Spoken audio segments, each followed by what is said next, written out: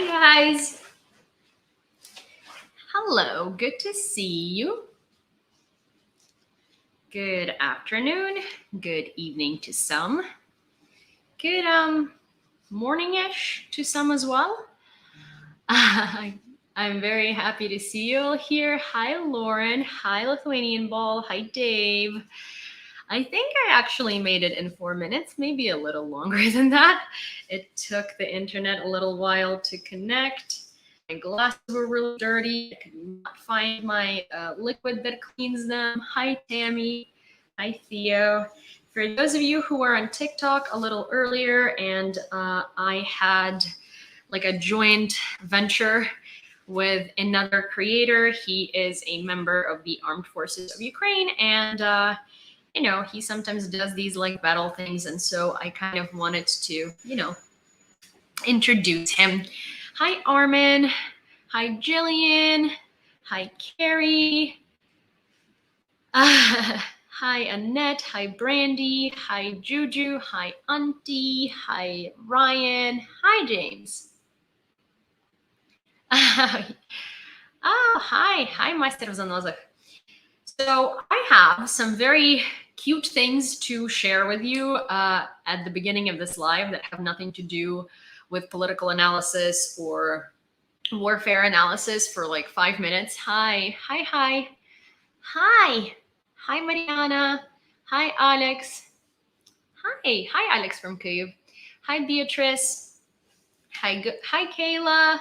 Hi, Lucky Skill. Eating lunch at my desk at work. Well, I got a package from my mom. Hi, dude. I got a package from my mom, and I did make Vasil go and pick it up because I did not have the time to, and it was at the post office. And it is a very special package because these are basically Patron, the Patron dog stamps. Stamps, and oh my gosh, please, bot, the night bot, don't be so mean on Twitch. So they're stamps, they are Patron pins, they are Patron magnets. The magnets you're not going to see because they're already on my wall, and I have arranged for a marriage between him and Cindy. We're doing arranged marriages in this family now. I have told Cindy that he is the serviceman of the Armed Forces of Ukraine, and she has no choice. So this is one of the pins. Let me show it to you like better. So this is one of the pins. It's so hard to show. Okay, let me do. So this is for you guys, and this is for you guys. There are a couple of them, and one of them is going onto Patreon, and I will send it to one of you guys because we love tokens of appreciation on Patreon. So look at that. Can I have a pic of the litter? Oh my gosh. There is also this one, which this one's probably my favorite because it's like he looks so bossy in his little doggy gear. There is also this thing, which I think will be our travel little baggie with Cindy, where I'll be storing her food and stuff. So Cindy now has a little token of her potential husband.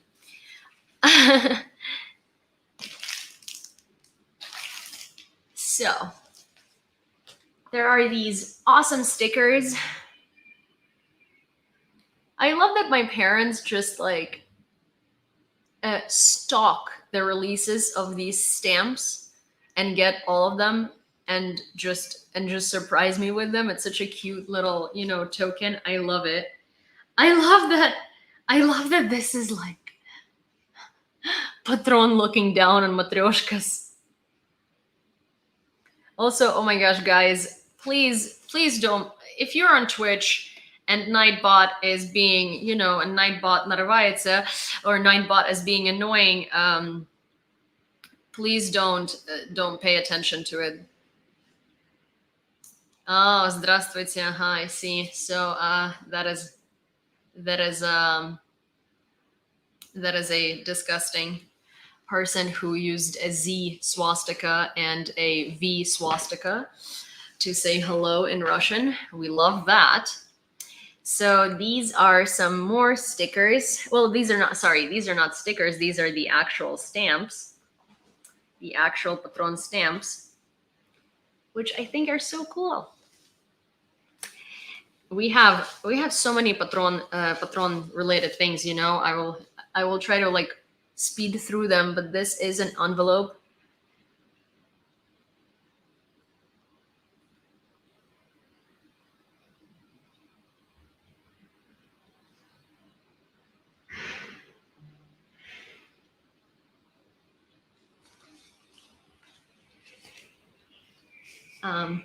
A little postcard.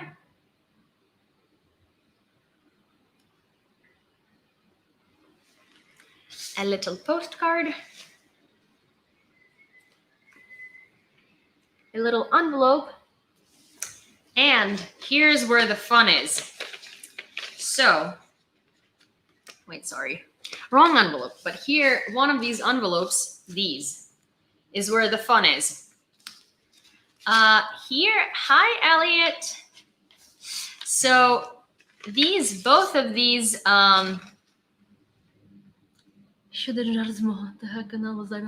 given agenda on mobilization, personally, Minister of Defense engaged. Oh, йому повістку вручила, yeah.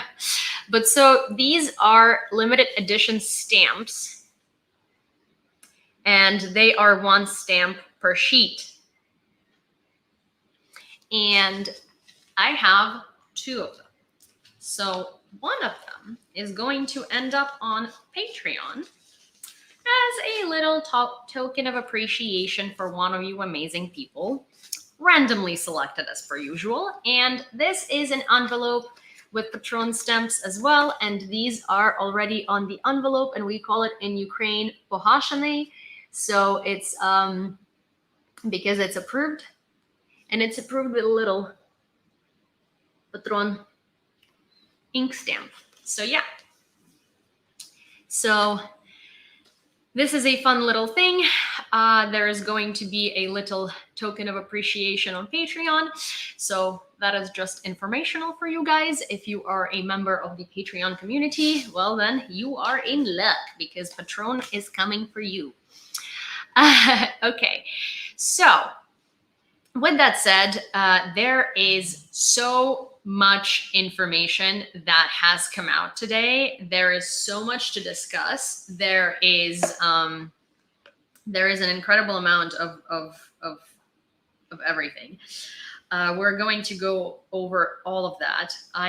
Frankly, I normally know where to start, and I have the whole thing planned. I have so much to say. I literally do not even know where to start today, because the amount of good news and the amount of everything that had happened in the last 24 hours is overwhelming. This is the kind of overwhelming I want to be with news, overwhelmed with news every day. Hopefully it's only uphill from here. Hi Natlin, Heroyam Slava, hi Kat.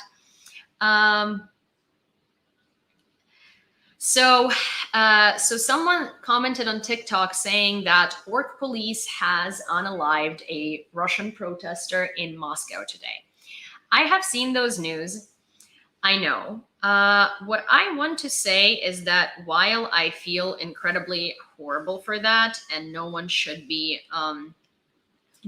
go through that, and no police should kill the civilians or their citizens, we have seen this in protests even in America happen a lot of times. And for some reason, anytime something happens in Russia like that, people are outraged, oh my gosh, Russian police have murdered a protester in Moscow.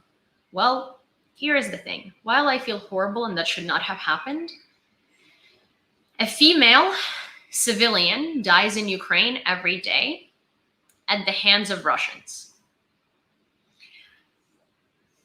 A kid dies in Ukraine every day at the hands of Russians. So the fact that there is more outrage online over a protester in Moscow dying and protesters in Moscow being sent to war in Ukraine, then there is outrage over the fact that this entire time, those same people from Russia have been murdering Ukrainian women, children, assaying them, torturing them, burying them in mass graves in the Zoom, filtrating them, making them live in horrendous conditions, starving them, is kind of outraging in itself.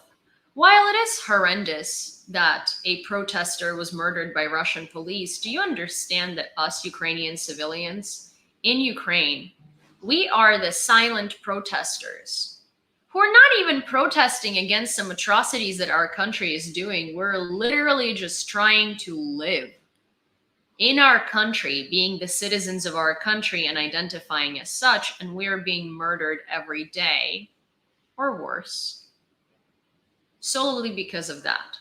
So to me, the news about the Russian protester killed in Moscow by Moscow police for protesting, not even against Ukrainian women and children dying, but against mobilization so they don't have to die, is not like, it's not shocking. It's not something that's outrageous. It's not something that's, oh my God, no, how dare they? It's like, okay, well, I mean, yeah, that's, I wish that, I wish that people were as outraged about Ukrainians dying every day that they are about one protester in Moscow being killed by the police.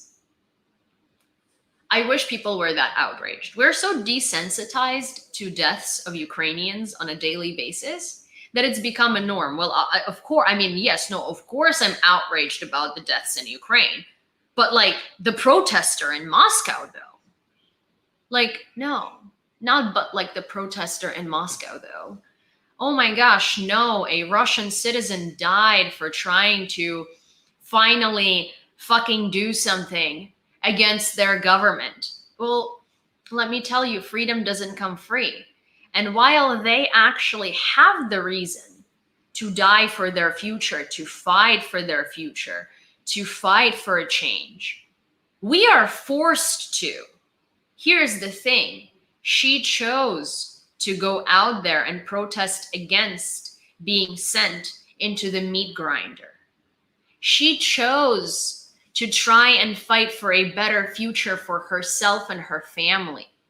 She chose to do that. She put herself in that danger, fully knowing that she could be beaten, she could be tortured, she could be all of these things, because it is her government, it is her country, and it is her and her like ancestors, her family, her friends' fault that they're in this predicament currently. Ukrainian people do not have a choice to go out and stand up for themselves, because we are on our land where our country is a raging democracy, where politicians don't get to dictate to you what you gotta do, where your army is not coming to commit war crimes against you, where your men and women protect you, where no matter the language you speak, no matter the culture you come from, you are Ukrainian and you are respected, where the nation isn't divided on the good Ukrainians and the bad Ukrainians. We are at home. And we're being killed in our home by a dictator and his people who aren't even ours. So here is the thing. While one protester in Moscow being unalived by the police is so outrageous, don't get me wrong. It's not like I'm basking in happiness here. No, it's awful. But should I give a single about that against the backdrop of female protesters, silent protesters who are living in Kherson in occupation by those same Russians, dying solely because they're Ukrainian? When kids are dying, murdered, assayed every day by those same Russians, whether you would equate them to those protesters or whether you would equate them to the police, the same people. And here is the thing. I don't feel bad for those Russians being incarcerated. I don't feel bad for those Russians being like brutally yanked out into the police departments. I do not feel bad for them, even an inchlet. You know why?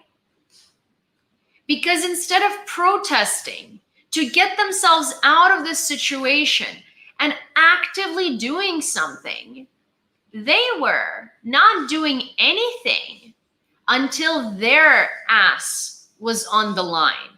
Because as far as I'm concerned, every single good Russian up until yesterday was saying, we really want to help Ukraine. We really do. But we live in a dictatorship and we can't do anything about it. We can't protest. Have you not seen?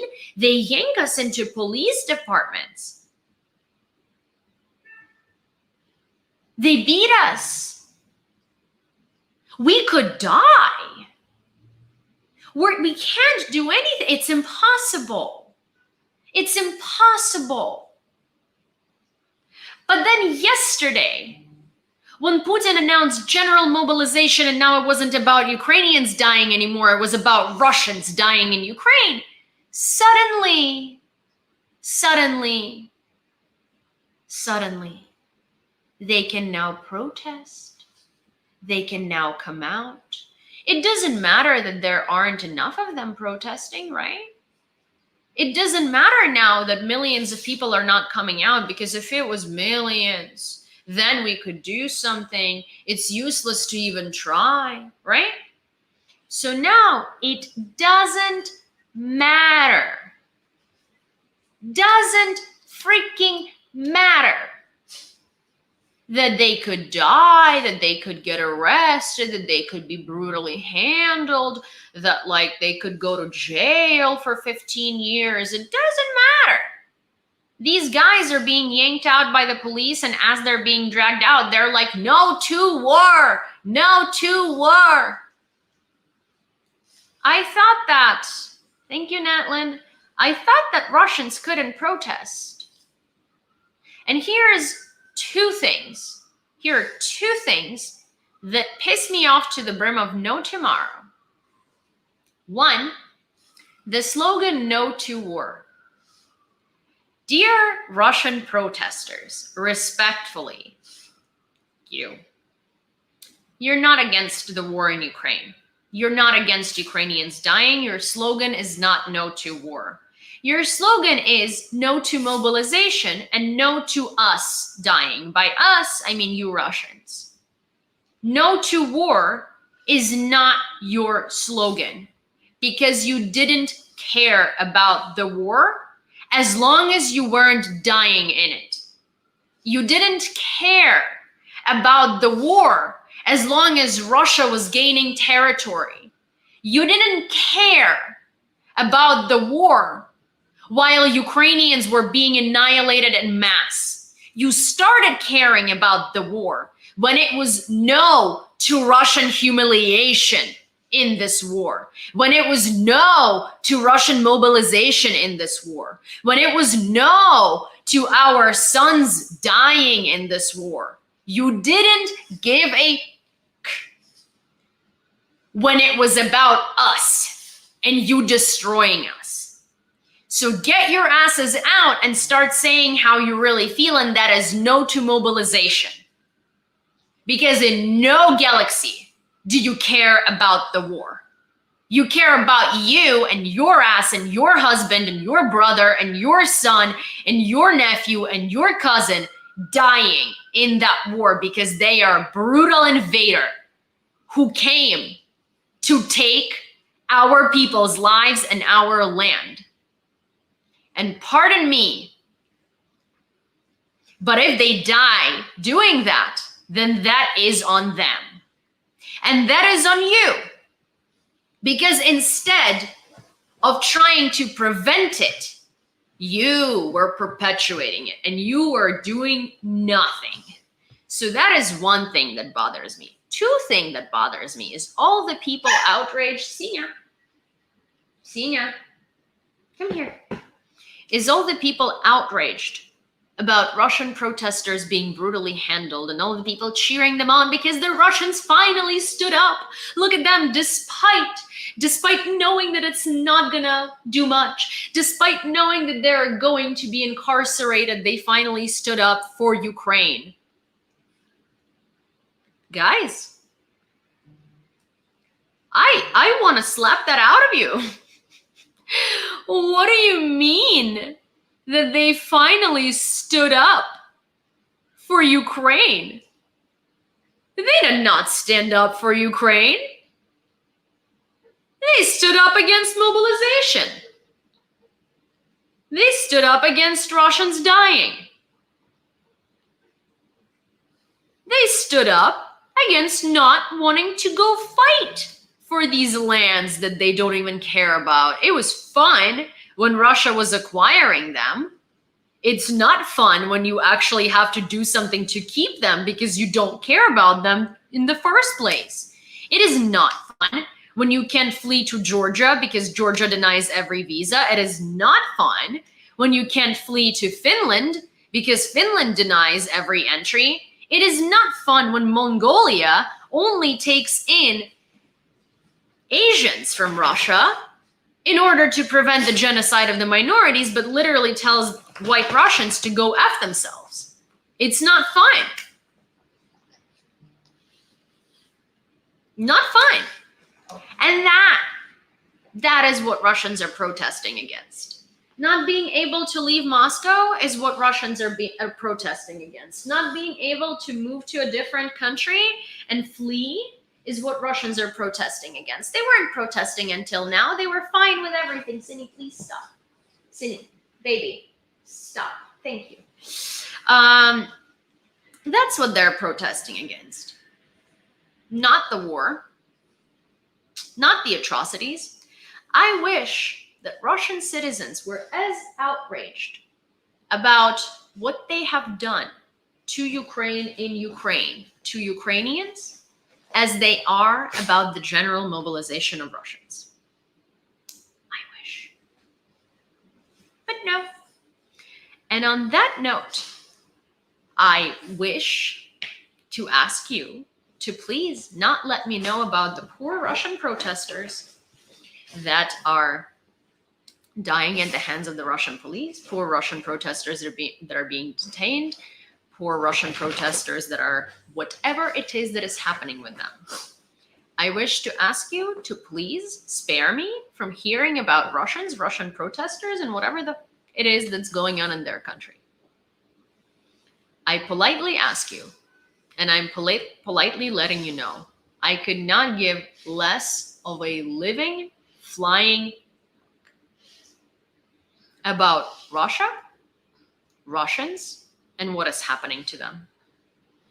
And it is my God-given right, because I'm treating them the same way as they're treating us. I no longer ever wish to hear anything about Russians. I will deliver you the news on it. I will give you an opinion. But poor Russians, heroic Russians, protesting Russians, waking up Russians, fleeing Russians, airport Russians, well, I mean, yeah, that's what happens when you don't do anything and you just let your country happen that way. I mean, to me, it seems like poetic justice, because that is what you let yourself become. And that is now what you have to deal with. And I'm not saying I'm happy, like, ooh, this is the situation. No, I'm just saying that it literally is a just situation based on facts, because you were in a dictatorship. You supported your dictatorship knowing it's a dictatorship. You didn't do anything because you did not want to put yourself in danger. You let it get so bad that now you are in danger by literally coming out onto the street and standing next to a protest and observing it. And that is your own doing. And that is quite a just outcome to the action and inaction that you have performed this entire time while fueling and enabling your regime. So am I surprised that Russian police is killing protesters? No. Am I upset? I mean, yeah, as upset as a person can be that, like, this is just not right. Do I feel for them? Absolutely no. I don't. Because in my country, nobody would ever let that happen and then complain about it. We admit to our own doings. We fix it. We don't complain. We do. So yeah, to me personally,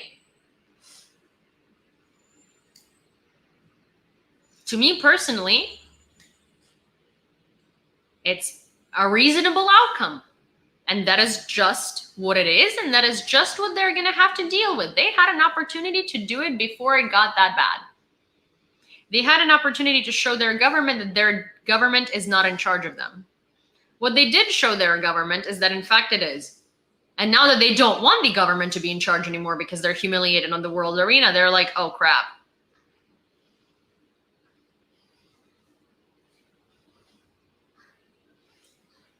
That's kind of what you have to deal with. Sin, what are you doing? You won't let me. Cindy, stop it. What are you doing? Cindy, no, baby, stop it, come here. No, okay, listen. We lay down, and we behave ourselves. Thank you. Okay.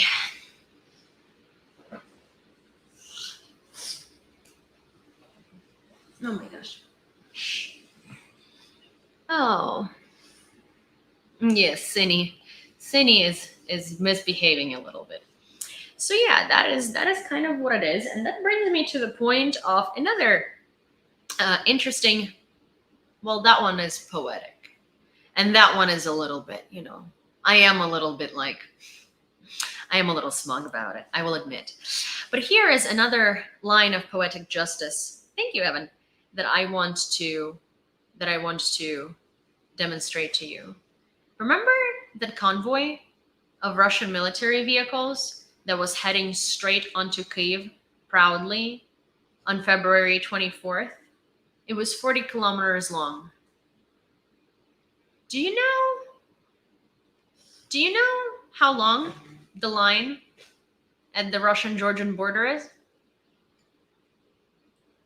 It's 40 kilometers long. It's a 40-kilometer long line to shamefully flee Russia. And you know how many people get turned around at the border? 100%. You know how many people get turned around at the 35-kilometer line to the Finnish border? 100%. Know how many Russians have been granted entry to Finland since the start of their fleeing en masse? 0. And then there is also the same situation at the Mongolian border. And Mongolia is letting in some people. They're letting in Asians in order to preserve the Asian population of Russia, in order to prevent the genocide of the Asian population of Russia that, they have been partaking in by just like throwing them into the meat grinder. And so they let in specifically only ethnically Asian people And they turn around every white Russian that tries to cross the border into Mongolia in order to avoid the draft.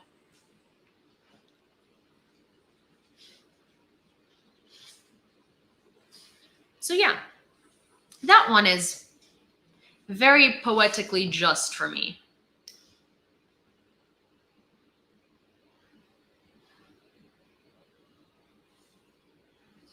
Oh, the trolls. The trolls came in to YouTube.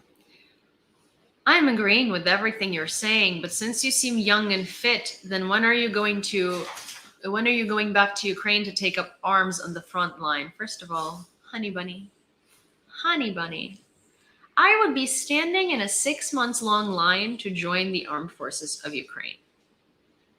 Okay? We have no issue with volunteers. In fact, we don't need any more volunteers. Also, you know, since you're so smart and you don't understand how armies work, we don't need unqualified people. We don't need cannon fodder, which I am currently. Also, I'm not fit. I have 2 kneecaps that are not functioning. I killed them in soccer and Muay Thai. I can't run. I can't run. I can't climb more than 5 flights of stairs because I need a surgery on both of my knees. Just something I don't like talking about online because, I just don't like thinking about it. But at some point when I go back home, the first thing I'm going to do is surgery on my knees. So here's the thing. Unlike Russia, where you're from, and I'm sure that is near and dear to you, we don't need cannon fodder. I am cannon fodder. We need qualified army specialists. We have enough people who volunteered for the armed forces of Ukraine for the love of our country. We are not, in fact, runing away to nearest borders. Men are coming back from abroad to fight for Ukraine. The only people who fled Ukraine were people who were fleeing from literal bombs.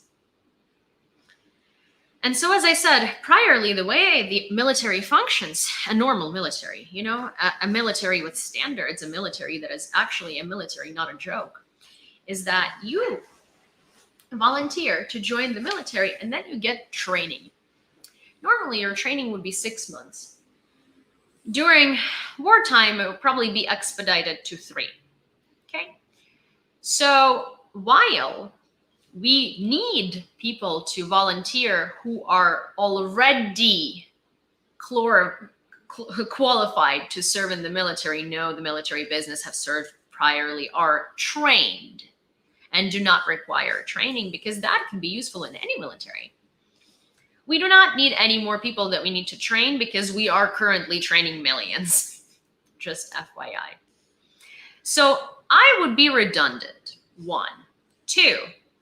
Thank you for the compliment that I seem young and fit. I do have a hard time with approaching 30, so that was a compliment and I really, truly appreciate it. Now, as to being fit, nah, bro. I really am not. I'm small and skinny. That's about it. That does not mean fit. That does not mean fit. Small and slim doesn't mean fit by any means. I know a lot of people who don't look fit to you, who are much more fit than I am. Again, need a surgery in both of my knees. Can't run for shit.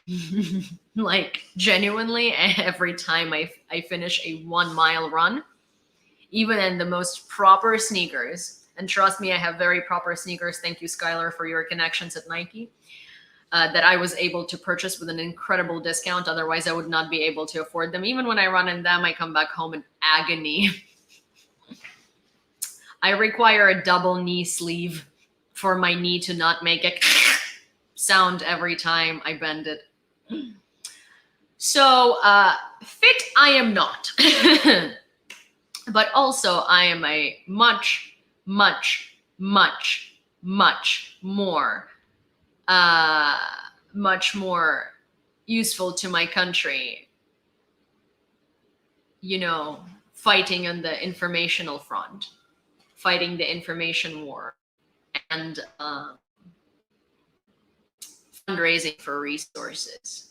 Yeah, that's what I'm more useful at.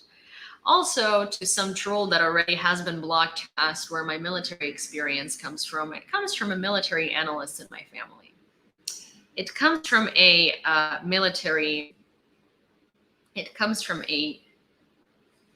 man directly involved with preparing the Ukrainian military physically for combat. It comes from a lot of analysis and a lot of education. Oh, hi, gentle artist Evan. Oh my gosh, awesome. Thank you for letting me know. I'm glad to know your name. Thank you. I do really need. It is very helpful when people do tell me their TikTok versus their other platform handles, because it's hard to tell sometimes. But basically, yes, my military analysis experience comes from lots and lots of education. My military experience is non-existent, honey. It's not even from a book, because I have no military combat experience. As I said, I'm cannon fodder. I've never served. I've never been drafted. I've never been interested in serving or being drafted until February 24th. But also, I am also not interested in being cannon fodder.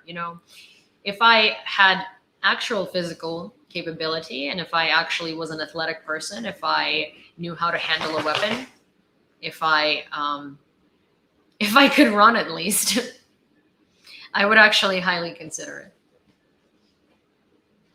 But I can't pick up my dog that weighs 25 pounds, let alone an NLaw.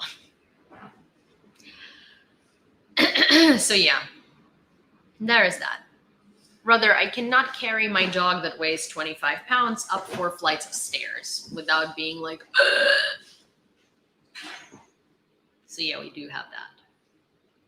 I really hope that helps explain my fitness to you. Anyways, that is that.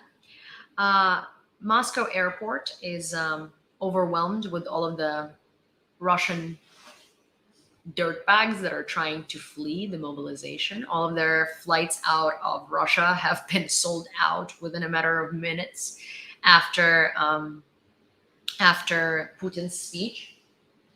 All of their airports are overloaded. They're now officially rats fleeing from a sinking ship en masse. And now I can say this without just being offensive. I can say this as a fact, because that is what it is, right? They're all admitting to be fleeing mobilization. They're all admitting to be fleeing. They're all admitting to be fleeing Russia because it's a sinking ship. So therefore, it's rats running from the sinking ship, right? That makes logical sense. I hope nobody has any questions to my reasoning here. And now let's talk about something I like talking about much more: Ukraine. So today, at the end of the stream, we're going to have a little special occasion. Stephen Colbert has interviewed Dmytro Kuleba, my spirit animal. That is the politician that I keep telling you to follow on Twitter, because he is brilliant. He's brilliant, and I very rarely say politicians are brilliant. I do not like politicians. Not like as in a rule of thumb, but there are very few politicians that I respect. And oh my God, Kuleba is one of my favorite humans alive right now. He is so eloquent. He is so matter of fact. He is so incredible. He's so well-spoken. He's so level-headed. He is such an advocate for justice. And we are going to watch the Stephen Colbert interview. I have not watched it because I specifically wanted to watch it with you guys. I really wanted to watch it with you guys. And I wanted to have raw reactions. So we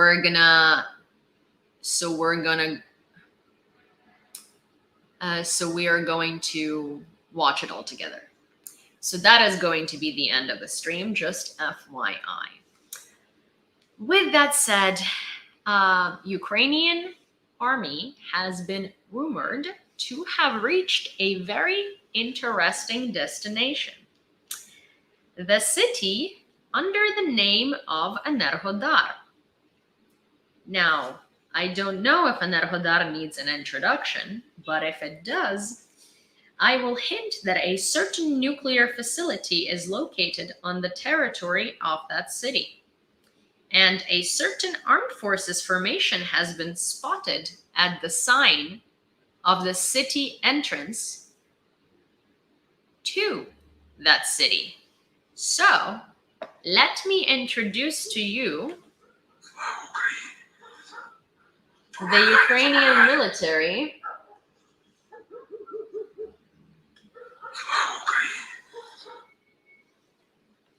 standing at the sign that reads Enerhodar. And you can see it through the night vision gear. And they say, "Glory to Ukraine."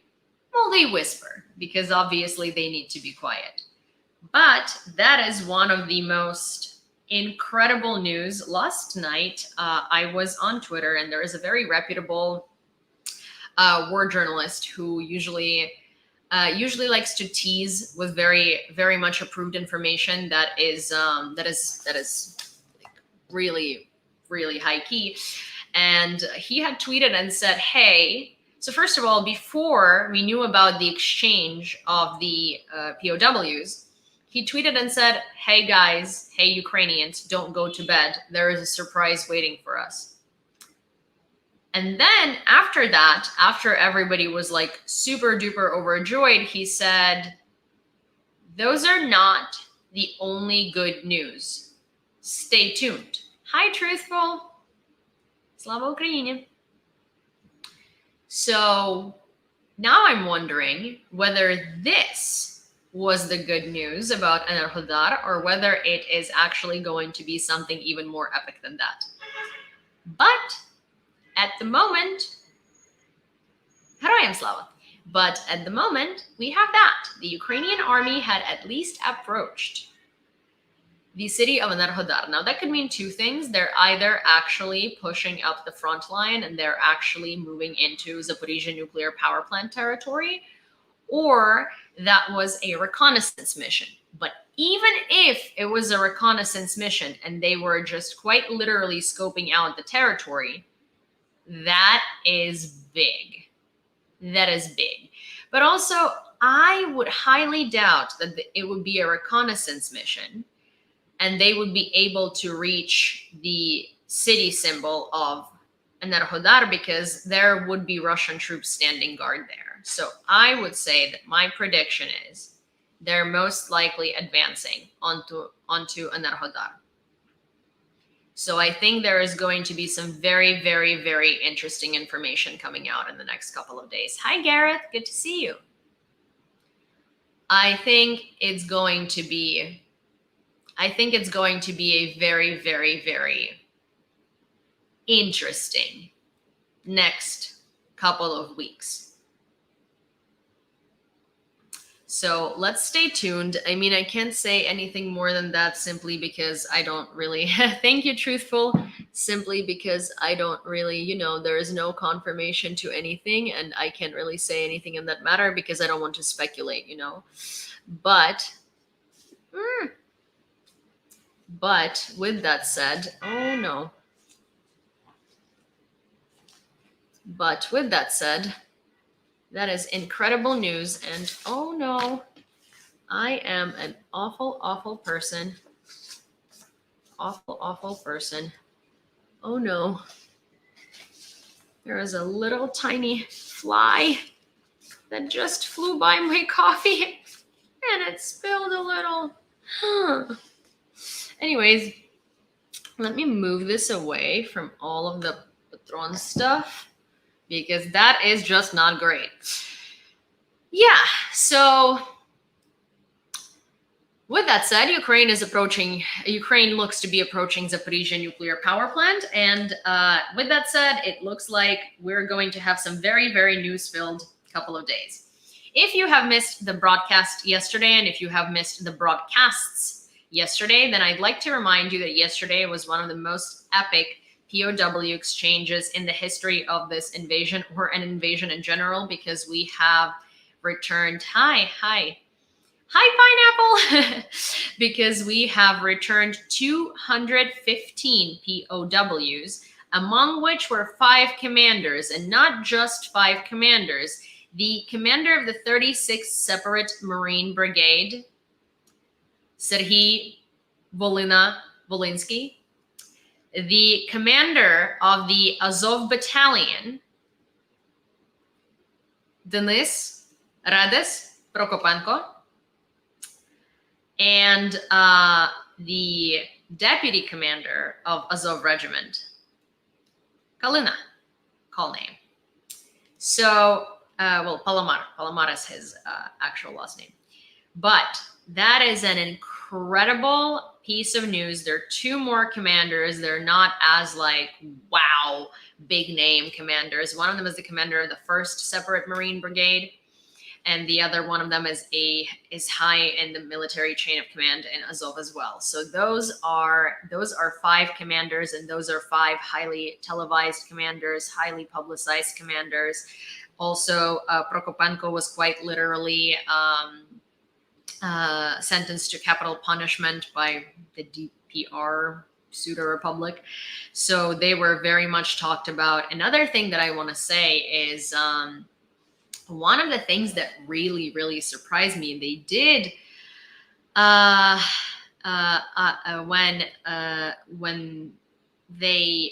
when Russia was giving back the POWs, a couple of POWs really surprised me. First of all, we have a lot of very famous names. We have a lot of incredibly famous names. We have Gandalf. Gandalf is Ilya Samoylenko. He is the warrior of Azovstal who doesn't have an arm and doesn't have an eye. He is an intelligence officer, and he has been on the front line since 2014, lost an arm, lost an eye, and came back to the front lines to Azov, and he served, because that is just what he does, and he's capable of doing so. And he was a very, very big, very well-known name. He has done multiple addresses from Azovstal, because he also speaks English really well. He has done multiple addresses to the world. A lot of people knew him. A lot of people liked him. A lot of people were very, very concerned for him. And then Dmytro Orest-Kozatsky, the one who took these incredible photos at Azovstal, because he is not only an officer, he is also a world-renowned at this point photographer. Ptashka, because they were trying, she's a medic from Mariupol, but they were trying to pose her as a as a sniper. There were Frost and Fox call names, the 2 people, thank you Ryan, the 2 people who they called some crazy neo-Nazis, right? Russians wrote stories about them, called them drug addicts. It was like they gave us back a lot of the people that they wrote most of their propaganda about. And one of such people is exactly what shocked me the most is, if you might remember, there was this one guy that the world went crazy over. His call name is Khimik. His real name is David Kasatkin. And he has tattoos that read "Time to Kill" on his fingers. And he has a massive tattoo on his stomach that says "Death to You." He has a pagan goat symbol on his back that Russians have said is the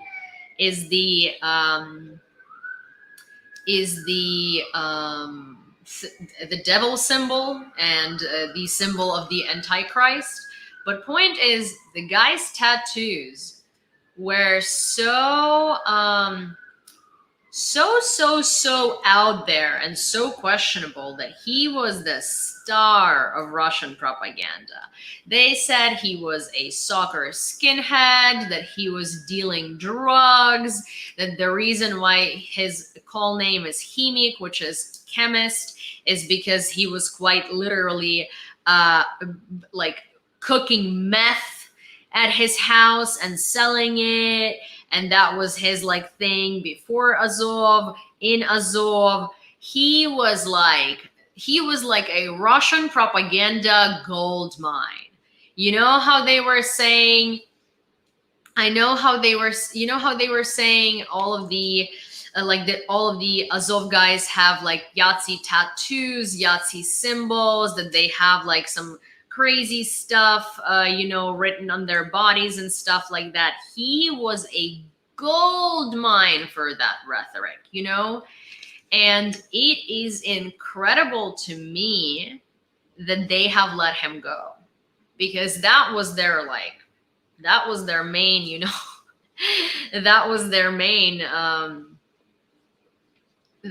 main talking point. He was like the guy. He was like the propaganda dream guy, and they let him go. So that is very, very, very fascinating.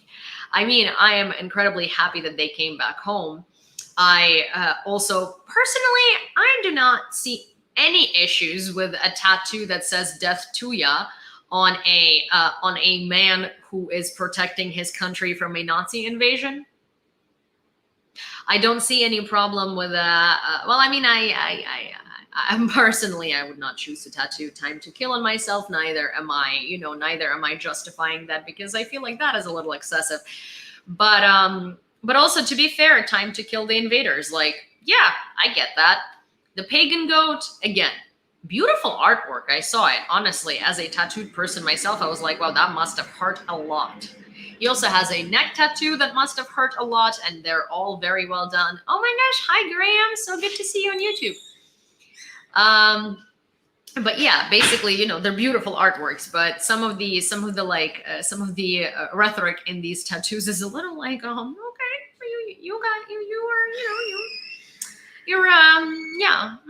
okay, fun.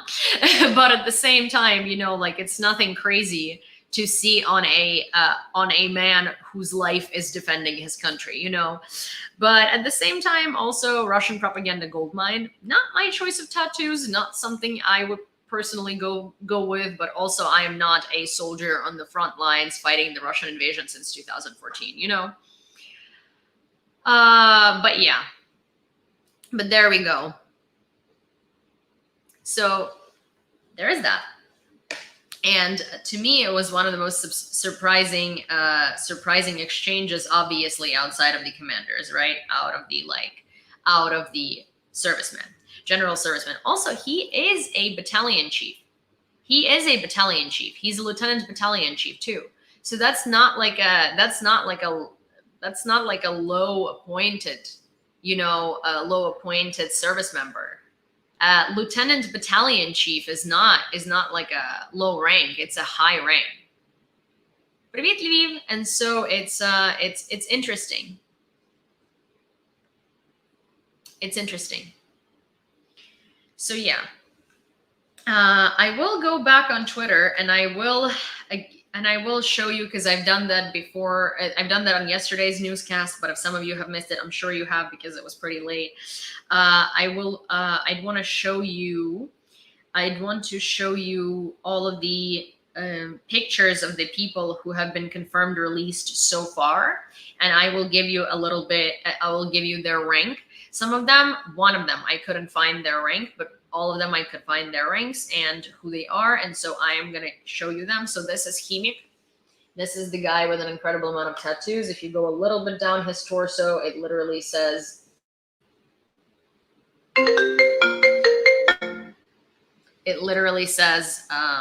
"Death to Ya." So this is Chemik, or chemist. He is David Chemik Kasatkin, Lieutenant Battalion Chief of Azov Regiment, Defender of Azovstal.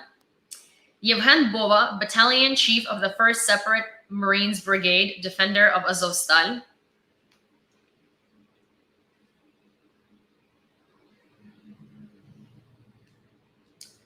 Bohdan Tavr, or Taurus Krotevich, Chief of Staff of the Azov Regiment, defender of Azovstal, confirmed as exchanged.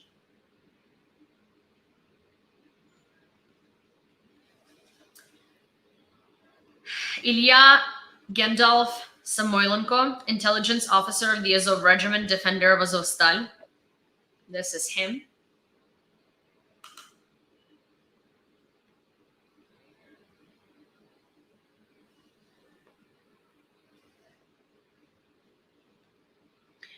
Konstantin Fox Nikitenko, soldier of the Azov Regiment, defender of Azovstal. One of the crazy Yazis. Russia likes to call them that. Mykola Frost Kush, soldier of Azov Regiment, defender of Azovstal. You guys have seen him. There are two people that he has been confused with. He has been confused with Redis, who is the commander of Azov Battalion. He has also been confused with Jesus. That is my personal joke, but he does look a little Jesus-y in there.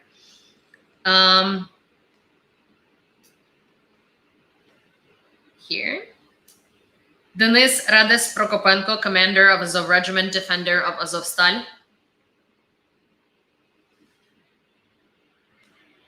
Serhiy Volina-Volinsky, commander of the 36th Separate Marine Brigade, defender of Azovstal.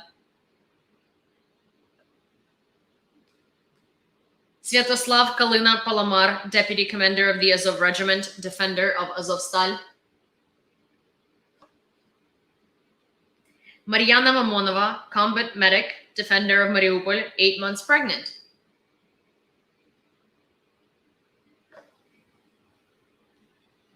Dmytro Kozatsky, senior soldier of the Azov Regiment, renowned photographer, defender of Azovstal.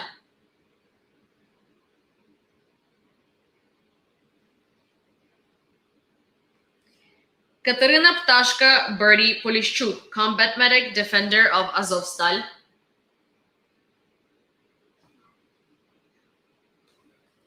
Mikhailo Dianov, senior sergeant of the Marines, defender of Azovstal.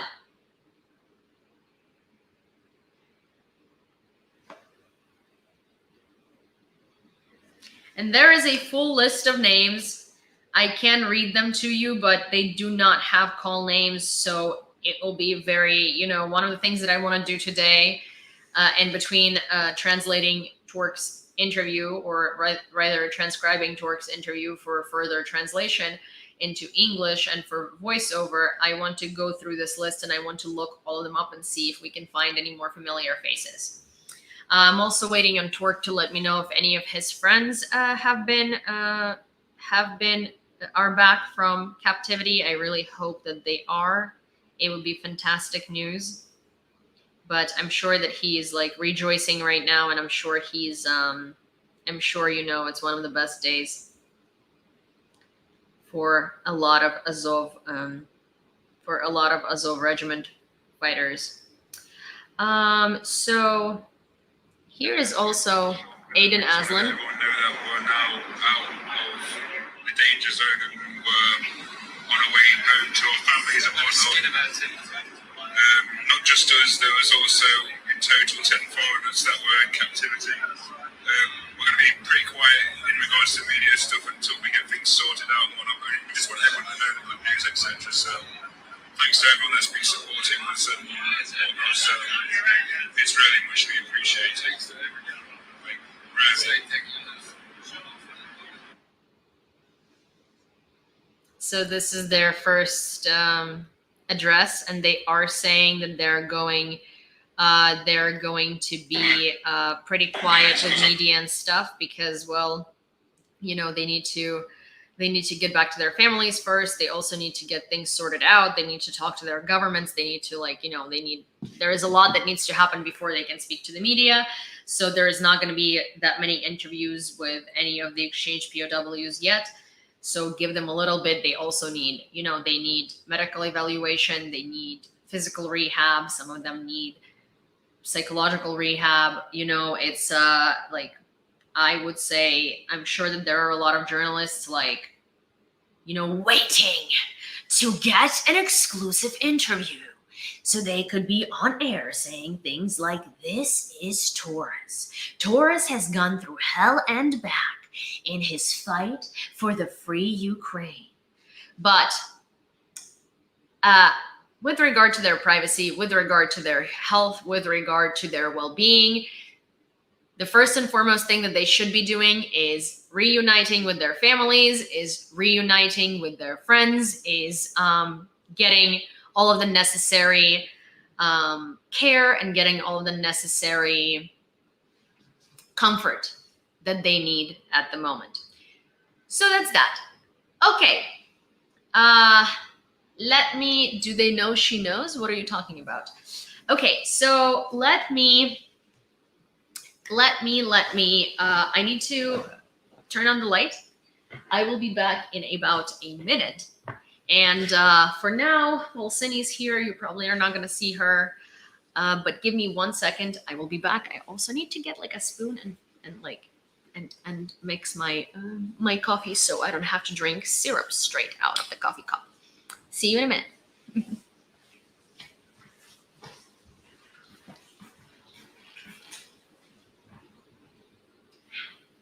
Oh, no.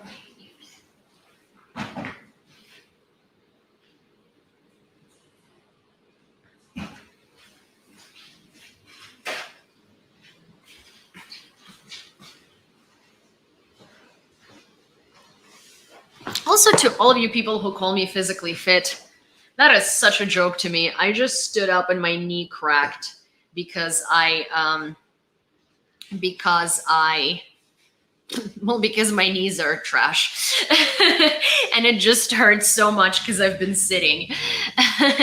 And one of the reasons you see me constantly changing positions is because this knee in particular, half the time, I like to sit with my knees folded, and this one can't handle it for long periods of time.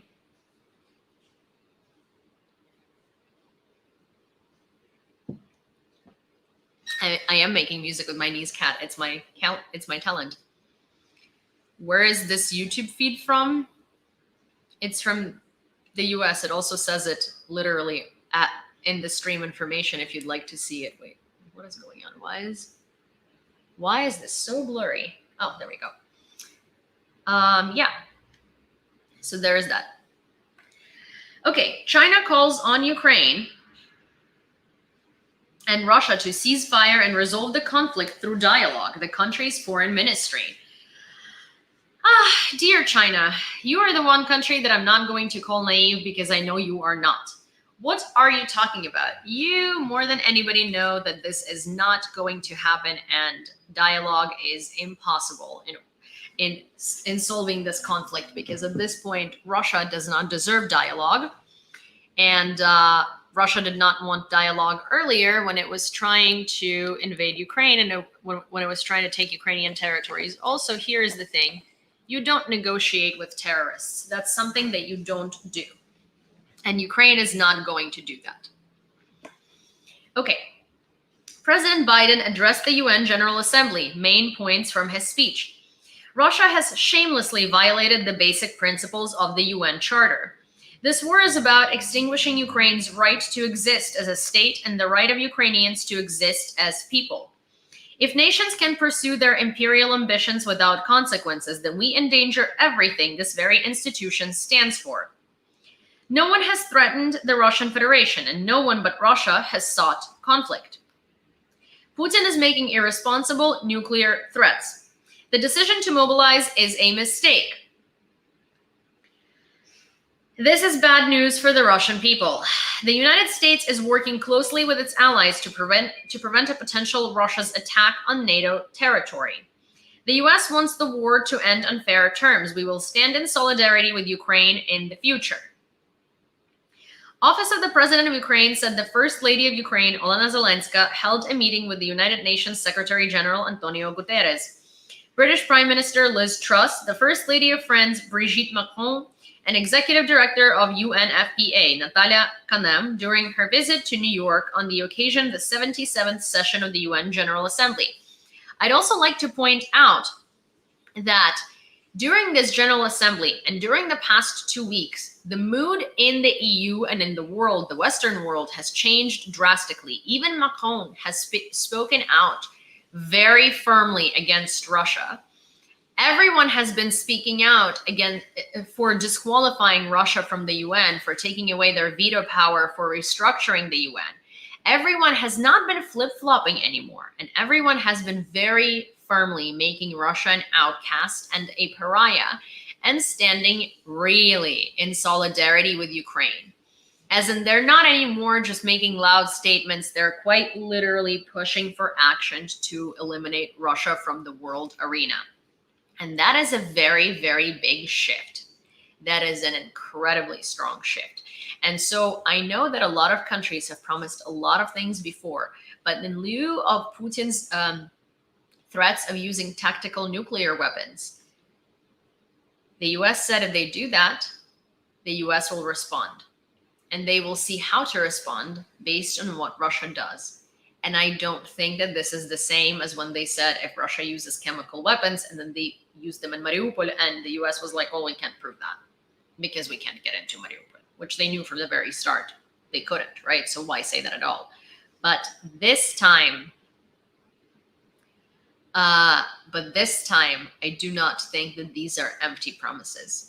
It does not look like empty promises because no one's flip-flopping anymore. Everyone is very straightforwardly, blatantly putting their foot down. And they're saying, no. Nope. Absolutely not. Also, here is the thing. Even tactical nuclear weapons do not just affect the territory onto which they were dispatched. There is radiation fallout from every nuclear weapon, right? And if there is a nuclear weapon, even tactical, used in Ukraine, the radiation fallout is going to follow. It's not going to be huge for neighboring countries, right? But it's going to affect the crops. It's going to affect the things that you can eat that were taken out of the ground. It's going to affect your ability to go outside during the rain. It's going to affect things because winds carry that radioactive dust. And so at that point, even tactical nuclear weapons are a threat not only to Ukraine, but to Europe. Europe is a threat. Obviously, anything that happens to Europe happens to NATO. Everything that happens to one NATO country happens to all NATO countries.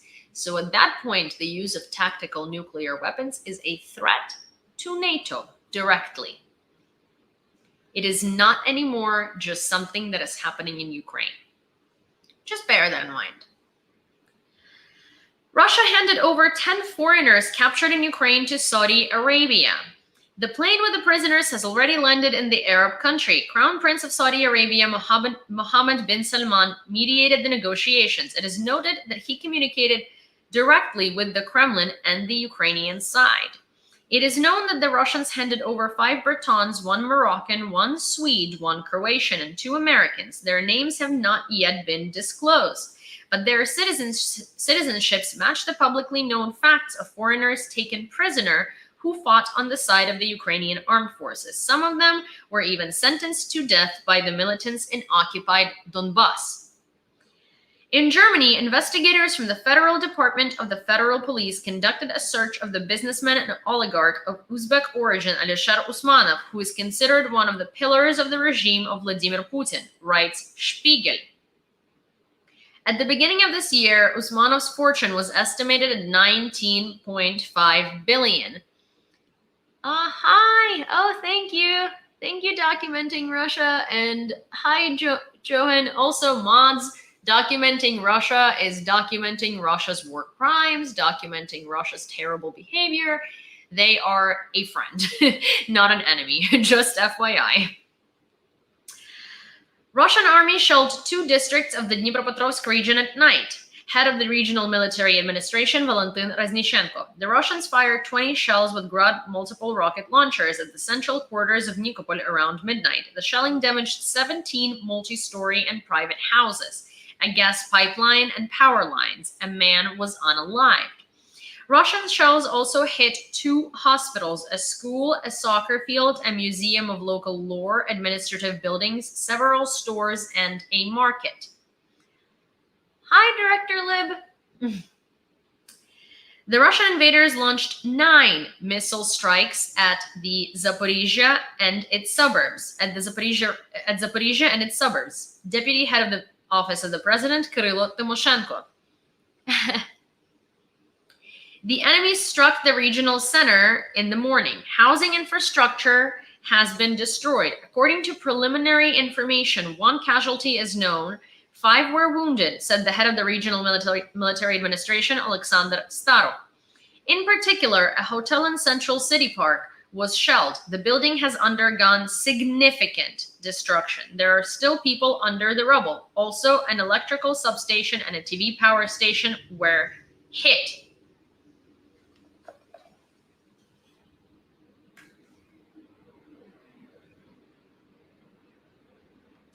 Also, guys, I have a favor to ask from you.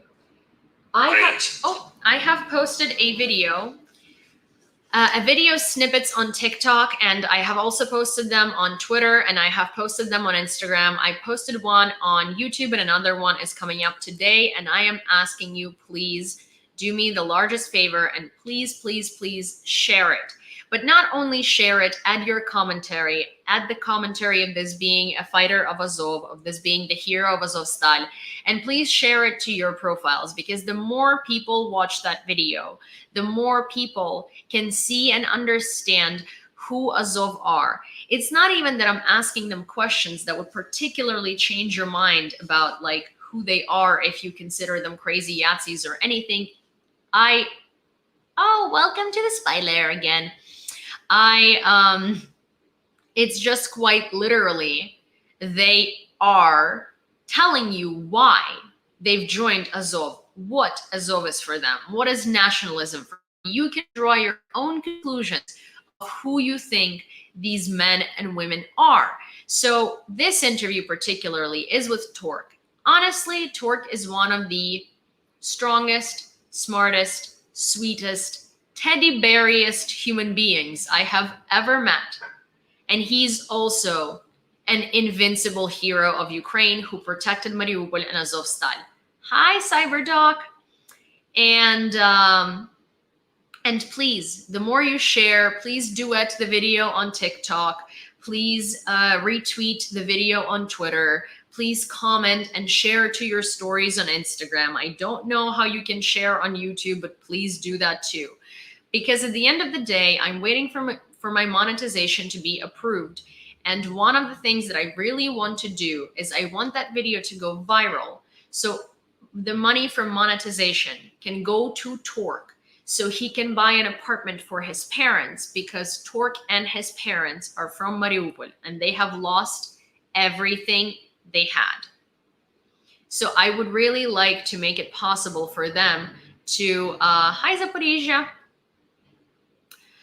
to make it possible for them to be able to have a home. So please, please, please share those snippets. They are snippets from the real interview. I want to give you a couple of like interesting insights into it so you can see the gist of how the interview was going. The interview itself is 4 hours long. It's going to air in 4 separate parts. The first part is about him. The second part is about Mariupol and Azovstal. The third part is about Russian captivity. And the fourth part is more in-depth about him and what's next. And some things about, you know, his tattoos and some philosophy on life and some more explanation of kind of like what was happening in Russia, what was happening in captivity, sort of what he has to say to Russians who might watch it. So there is a lot of very interesting stuff there. And I think that interview is going to be incredibly engaging and incredibly interesting. And I think that you are going to fall in love with this guy because he is honestly amazing. So yeah, so please share those snippets. Please, please let the world know, because anytime you use the word Azov on any social media, it just does not push your video. So please help me spread the word about this interview. And it's coming out on Monday, September the 26th. And I hope to see you all there. Wait. So the speech of Zelensky, I translated yesterday as he was speaking. So if you'd like to watch that, we're gonna skip it here today, and you can watch it from my previous.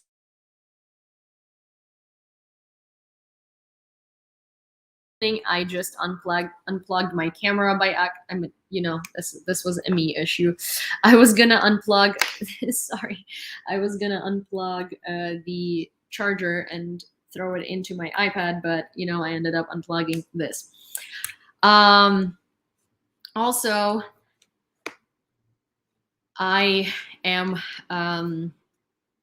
If anybody here is super knowledgeable in microphones, please DM me on Instagram, because I do have a microphone, but it basically is a very simple starter streaming microphone, and I am looking to switch it out to something that has more like sound isolation, that has more fine tuning and stuff like that, because I will be voicing over hopefully a lot of interviews with Ukrainian defenders, and I will need some crispy, clear sound and some fine tuning that is possible to do. I have heard that Yetis are okay. I've looked at an Elgato microphone, and that one looks to me like it's better than a Yeti, but maybe some people know. But that is a target of what we're trying to do. And like one of my mods, Matt, he's a voiceover artist. He's very knowledgeable in microphones, but he's very knowledgeable in like amazing microphones. Like the stuff that is levels above the stuff that I need, right? And so I am interested. Thank you, Natlin. I am interested in finding like a mid-level microphone.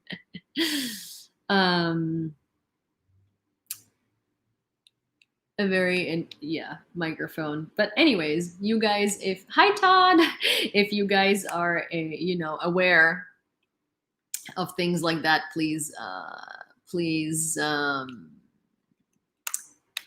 out.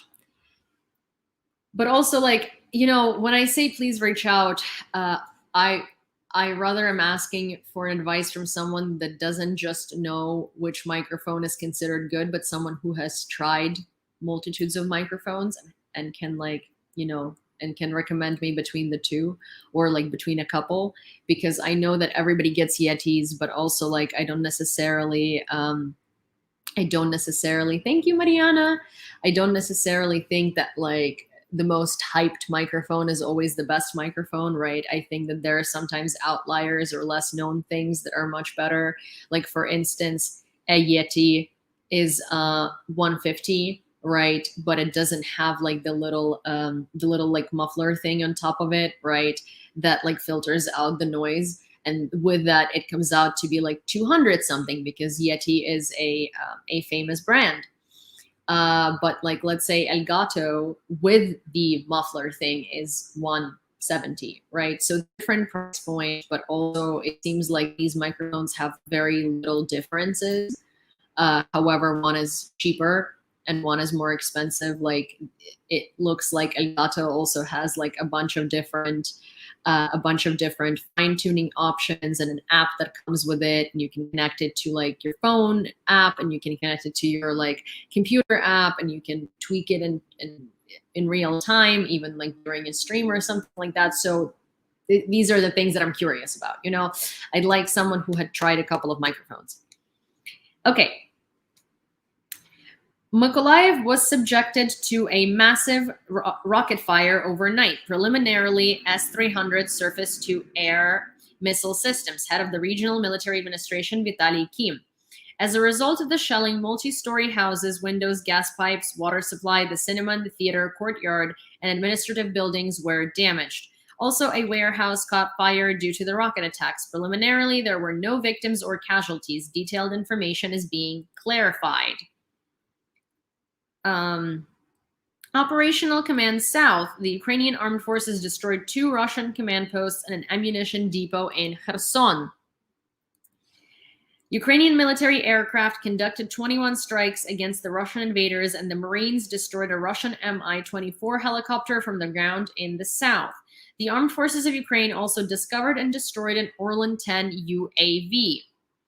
Reuters says the EU ministers agreed to prepare new sanctions against Russia and increase arms supplies to Ukraine. High Representative of the EU for Foreign Affairs Joseph Borrell said Putin's announcement, which included moves to annex swatches of Ukrainian territory and a threat to use nuclear weapons to defend Russia, showed panic and desperation.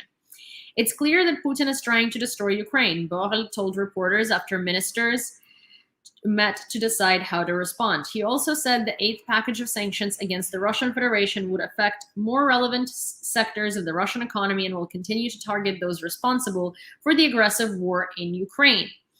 EU ministers will hold their next formal meeting in mid-October when a sanctions package could be formalized. The ministers also agreed to ramp up weapon supplies to Ukraine.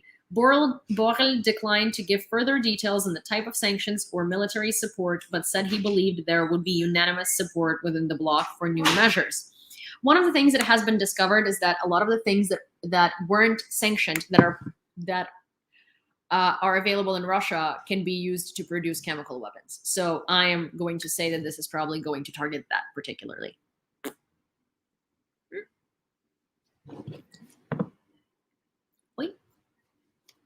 Almost 1 million euros that Latvia has raised for Ukraine will be used for drones and vehicles for the armed forces, according to the Ukrainian embassy. Russian invaders struck an enterprise in a school in Donetsk region, the head of the regional military administration, Pavlo Kirilenko, reports. Russian troops again struck industry facilities in the Kramatorsk with rockets, fired an art school in Chasiv Yar with cluster munitions, hit a private sector in Bakhmut, and shelled Avdiivka in the Donetsk region with artillery.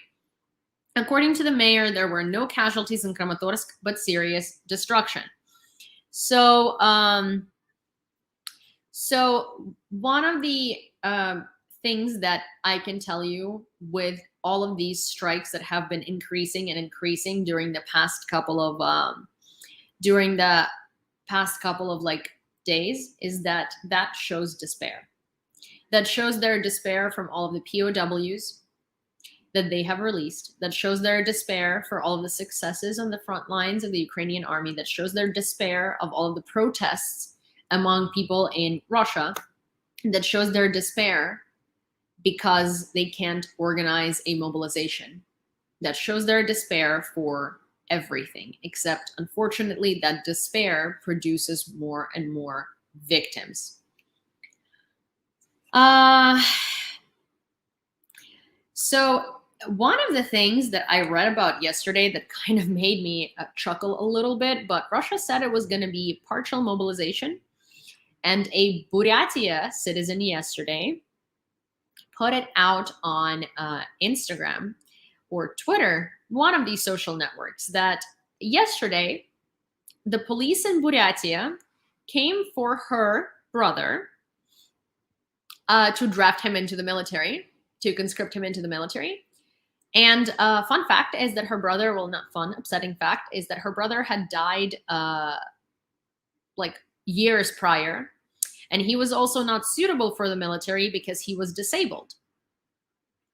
And they thought that she was lying, that he had died in order to get him out of service. And then they had to apologize when they actually looked at the records, and he was, in fact, dead.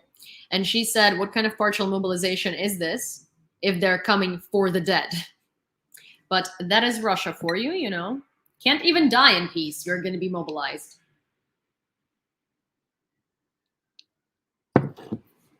I wonder if they're going to be mobilizing all of these 200s that have been in trucks. Also, my dad had let me know that they struck a facility in Kharkiv, and that facility that they struck was right near the two the two trucks. The two trucks that carried Russian 200s, or that stored Russian 200s, and my dad was like, well, oopsie doopsie, they accidentally like harmed themselves. And I'm thinking, I don't think that was an accident. I think they actually targeted those trucks for a reason. I think that they just wanted to get rid of evidence.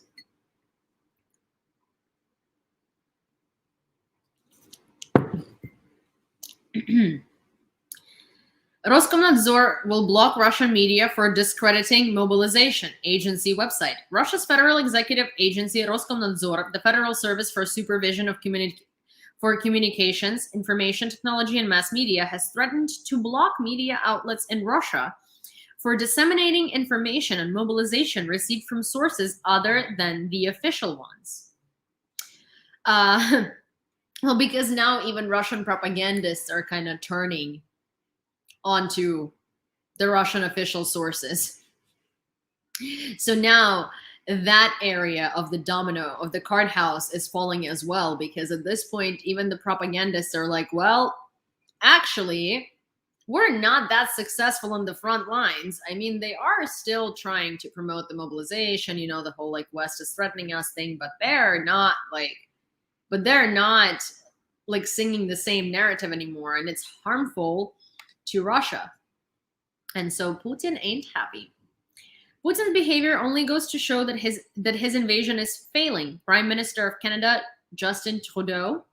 Canada condemns Putin's irresponsible escalation of the war, his partial military mobilization, his nuclear threats, as well as Russia's rushed referendums to try to annex parts of Ukraine are unacceptable. Trudeau told reporters in New York, where he's attending the United Nations General Assembly. Trudeau said Putin's conscription order was a step closer to admitting what he has not wanted to admit to Russians, an example of things not going to his plan.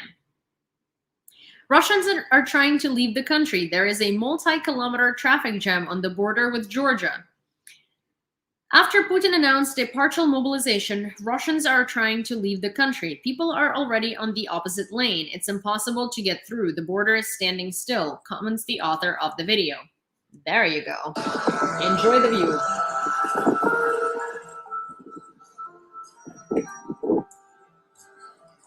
Люди уже на встречку повылазили, как бы в очереди стоял уже раньше. Проехать невозможно. Граница стала.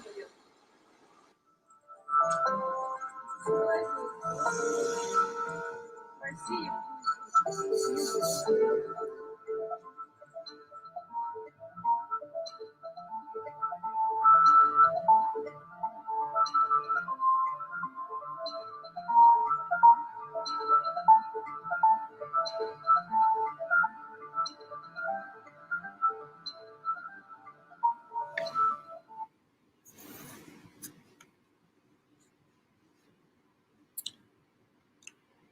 Institute for the Study of War says partial mobilization in the Russian Federation will not affect the course of the war in the coming months. Also, to whatever troll is out here telling me that I can show it on my computer and not on my iPad, I am aware, but I also have TikTok on my phone, and so it's much easier and much faster for me to show shorter videos like that. If I asked for your opinion and if I needed commentary on how to do my streams, I would have asked. Have you seen me asking? No? Well then, it's unsolicited advice I did not look for. You want to do a stream? You can do it yourself. Also, I'm not your bruh, and I really don't appreciate when people come in here, don't know me, and tell me things like that. So, you want to stream, you want to do it the way that it works for you, you do it whichever way it works for you. I'm going to do it the way it works for me, okay? Thank you. Bye-bye. Russian President Vladimir Putin's announcement of partial mobilization on September 21st reflected many problems Russia faces in its faltering invasion of Ukraine that Moscow is unlikely to be able to resolve in the coming months. His next advice is to try to lower my ego. I would say my next advice to you is to try to not butt into somebody else's streams and how they do their work, and then maybe you're not going to have to deal with my ego. right? That's my advice to you. Maybe maybe do your own thing and do it the way that it works for you. Do it the way that you consider it right. And let me do my thing and let me do it the way that I think is right, okay? And maybe if you don't come into people's streams and you don't condescendingly tell them what to do, maybe they're not going to be showing you their ego, okay? And with that said, I'm not holding you hostage here. You're free to leave at any point.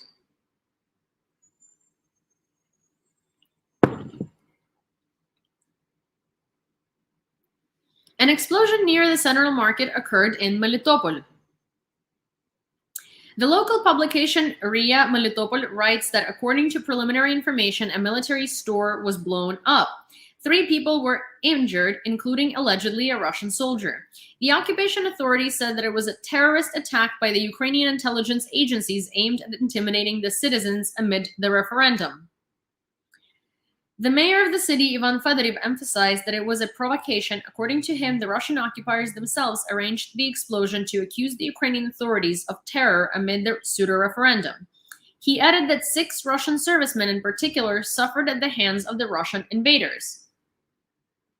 Russian invaders claimed the shelling of a covered market in Donetsk.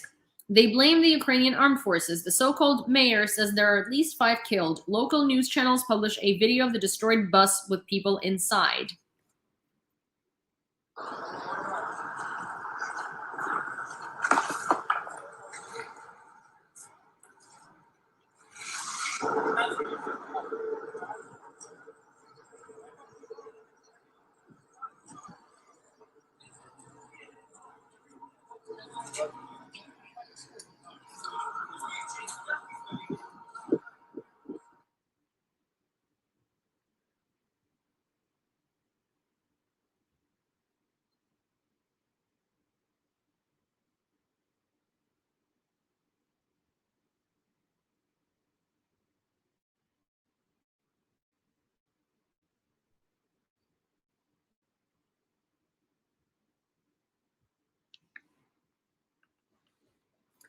Oh.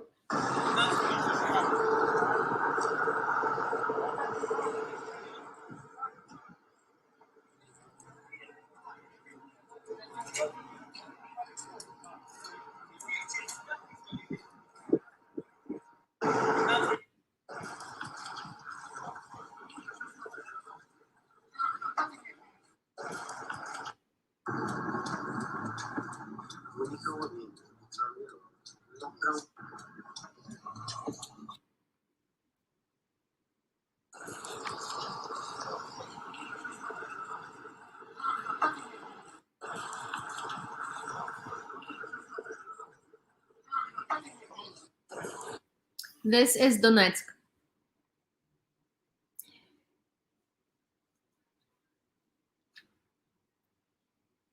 The resistance movement in honor of the release of the Mariupol garrison unfurled the Ukrainian flag. Even in the occupation, Mariupol rejoices in the return of their heroes to Ukrainian soil, an advisor to the mayor, Petro Andriushenko. This is Mariupol.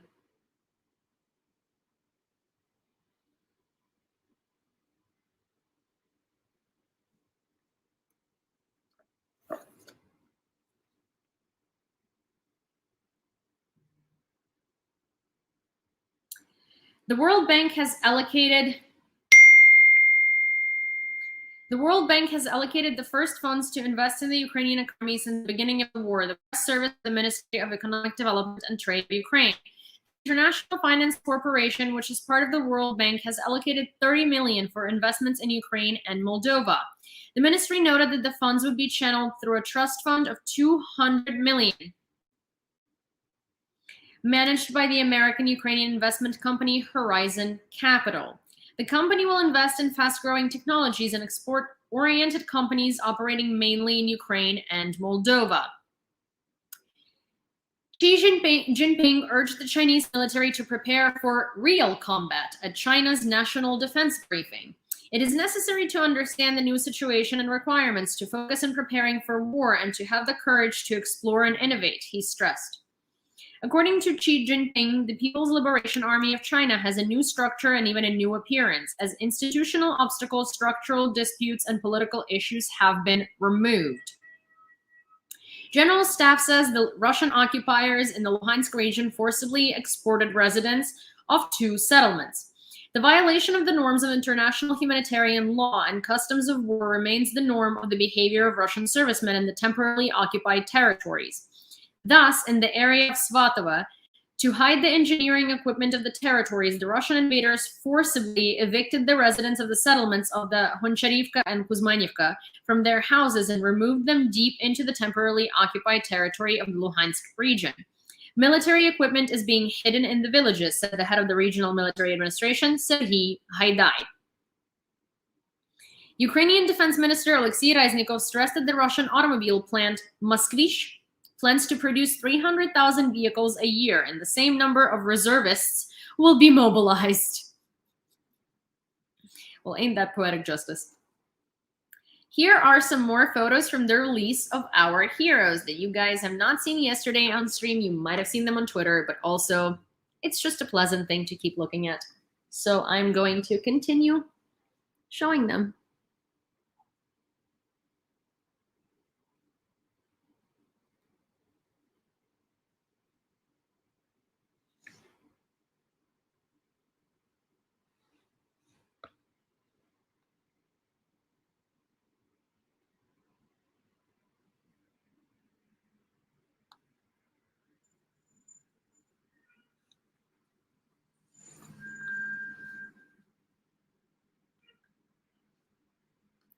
Secretary of State Anthony Blinken, on behalf of the United States, welcomed the negotiated prisoner exchange between Ukraine and Russia, which includes 2 U.S. citizens, the State Department's website. The United States is appreciative of Ukraine, including all prisoners of war, regardless of nationality, in its negotiations, and we look forward to these U.S. citizens being reunited with their families, reads the statement. British intelligence says partial mobilization announced by Putin is likely to be highly unpopular among parts of the Russian population.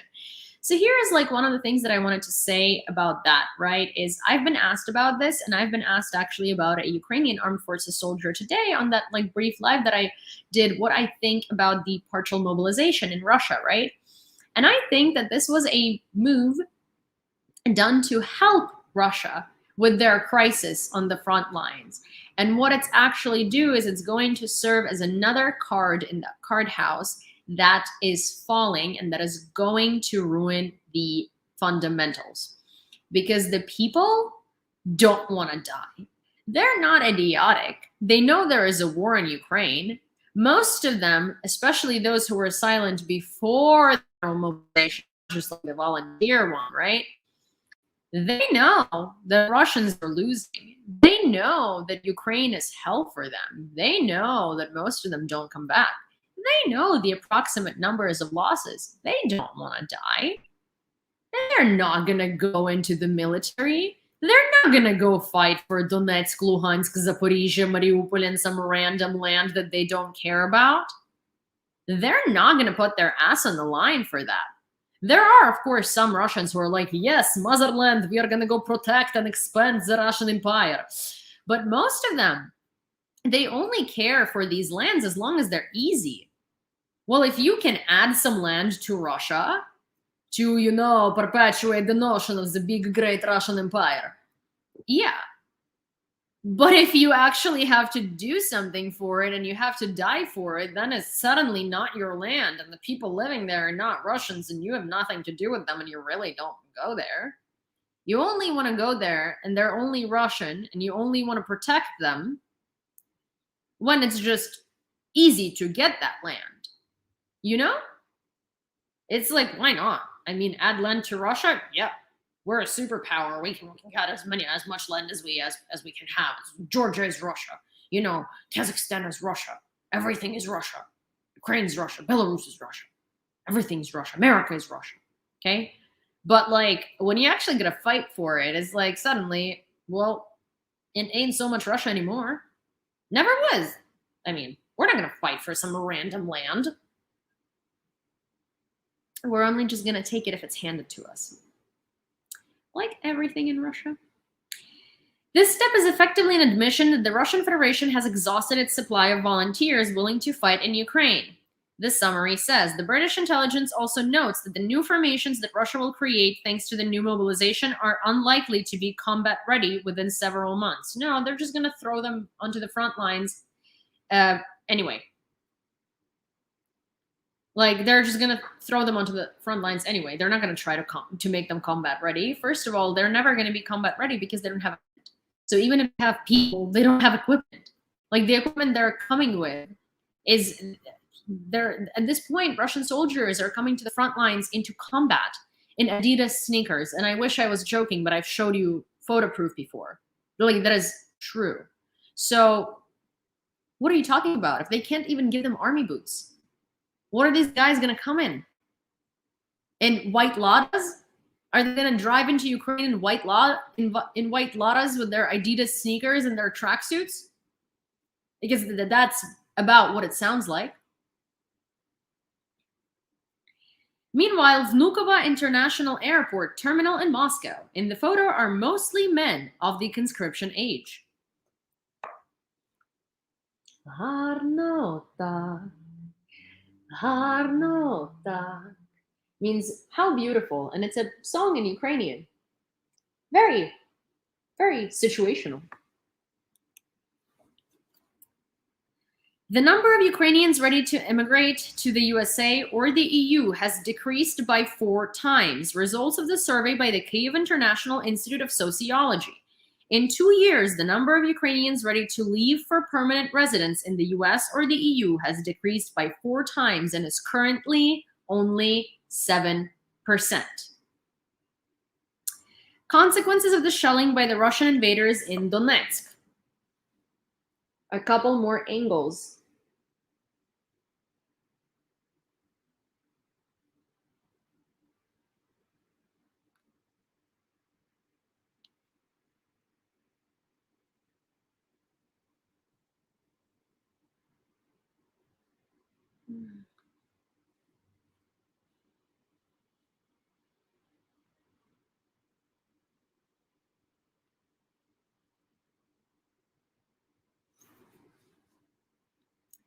Kazakhstan, Uzbekistan, and Kyrgyzstan have prohibited their citizens from fighting in Ukraine.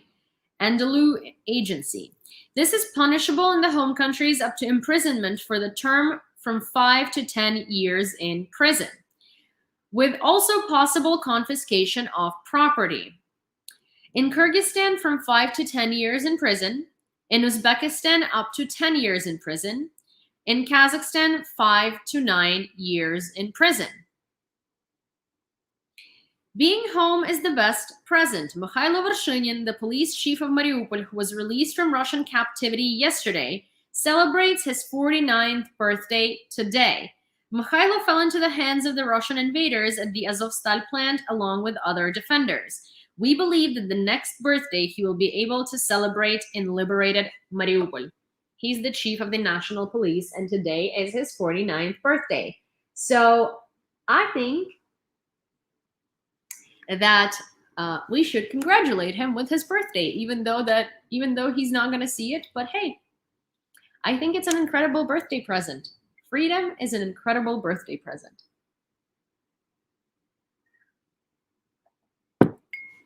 In those circumstances, although it should be human right. It should be a human right. American host and comedian Stephen Colbert interviewed the Minister of Foreign Affairs of Ukraine, Dmytro Kuleba. Ukraine's Minister of Foreign Affairs, Dmytro Kuleba, receives a standing ovation as he joins Stephen to give an update on his country's war with Russia and to share what it's like working with his country's brave leader, Volodymyr Zelensky.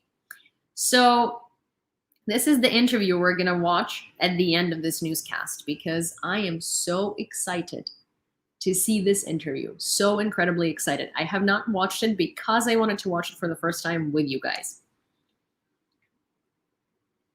The Russian Empire of Evil must be overthrown. Prime Minister of Poland, Mateusz Morawiecki.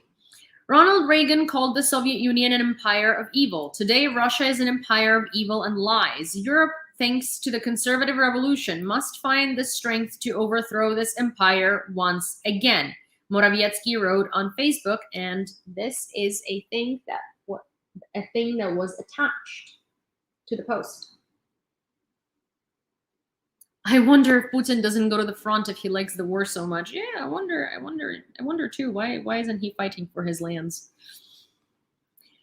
British Prime Minister Liz Truss and the President of the European Commission, Ursula von der Leyen, said that Vladimir Putin's call for partial mobilization was a sign that Russia's invasion of Ukraine is failing. Yes.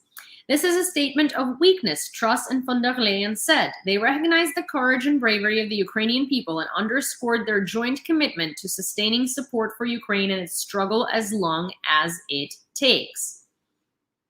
Ukraine, Poland, and Great Britain discussed countering Russian aggression in the trilateral alliance format. The foreign ministers of Ukraine, Poland, and Great Britain, who are in New York to attend the UN General Assembly, met in a trilateral format and coordinated steps to counter Russian aggression. In a joint final statement, the ministers condemned the further mobilization of forces in Russia, which only precludes the possibility of establishing peace and documented an agreement. Continue unwavering support from Poland and Great Britain to Ukraine in countering Russian aggression until Ukraine's victory. Develop proposals for long-term support to Ukraine to help it prevent and repel future attacks. Develop trilateral cooperation. Russian troops damaged 349 heat supply facilities in Ukraine. As of today, 52% of all damaged facilities have been restored. Alain Delon announced an interview with the president of Ukraine, Volodymyr Zelensky. The interview is due to take place on September 23rd. The actor said he was deeply saddened and touched by what is now happening in Ukraine, so he's fighting for the Ukrainians. Alain Delon is like... or rather, Alain Delon is a French macho symbol actor who is so incredibly, like, he is probably like their version of Pierce Brosnan, their version of George Clooney, their version of like Brad Pitt. He is very, very famous, and he's like the sex symbol. The closed clause in Putin's decree refers to the mobilization of 1 million people, says Novaya Gazeta Europe.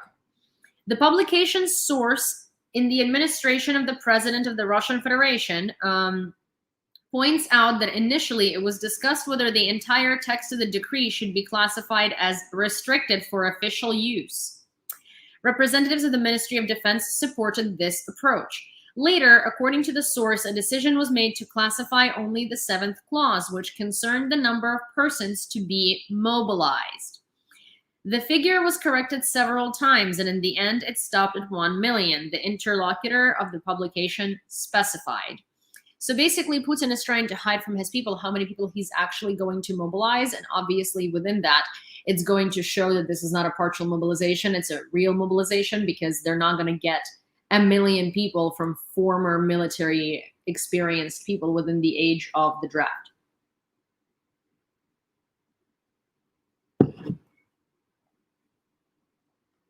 The head of the Vinnytsia Regional Military Administration, Serhiy Borzov, reported that the youngest defender of the Azovstal plant, 19-year-old paramedic Nazary Hrinka-Hrentsevich, was released from the Russian captivity. He's 19 years old, and he has been released from the Russian captivity. And he's a paramedic.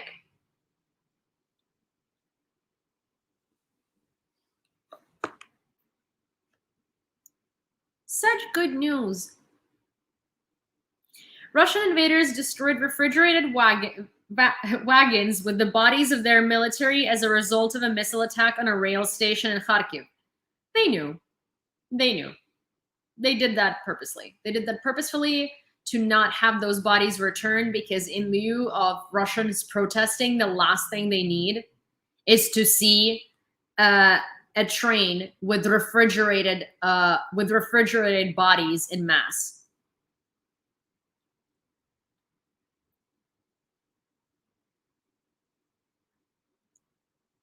Combat medics. Did I say paramedic? Because I was meaning combat medics. So yeah, thank you for correcting me, Grumpy. After the meeting of G7 ministers in New York, the German Foreign Affairs Minister Annalena Baerbock said that the G7 countries will not recognize the referendums in the occupied parts of Ukraine. The fourth vessel carrying the Ukrainian wheat and chartered by the UN has left the Odessa seaport. Already 120,000 tons of wheat were exported from Ukraine to the countries facing the hunger problem under the UN World Food Program. So let's see what the Kyiv Independent has to say, and from there on, we are going to move on to Dmytro Kuleba's interview that I am so highly in and that I am so incredibly excited to see. Reuters says EU ministers agree on a new Russia sanctions package and more weapons to Ukraine.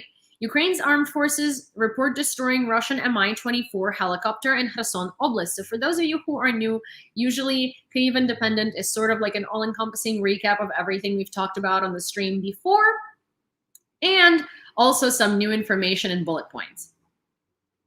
Governor says Russian forces strike Zaporizhzhia. General staff says Russia forcibly moves residents out of settlements in occupied Luhansk Oblast.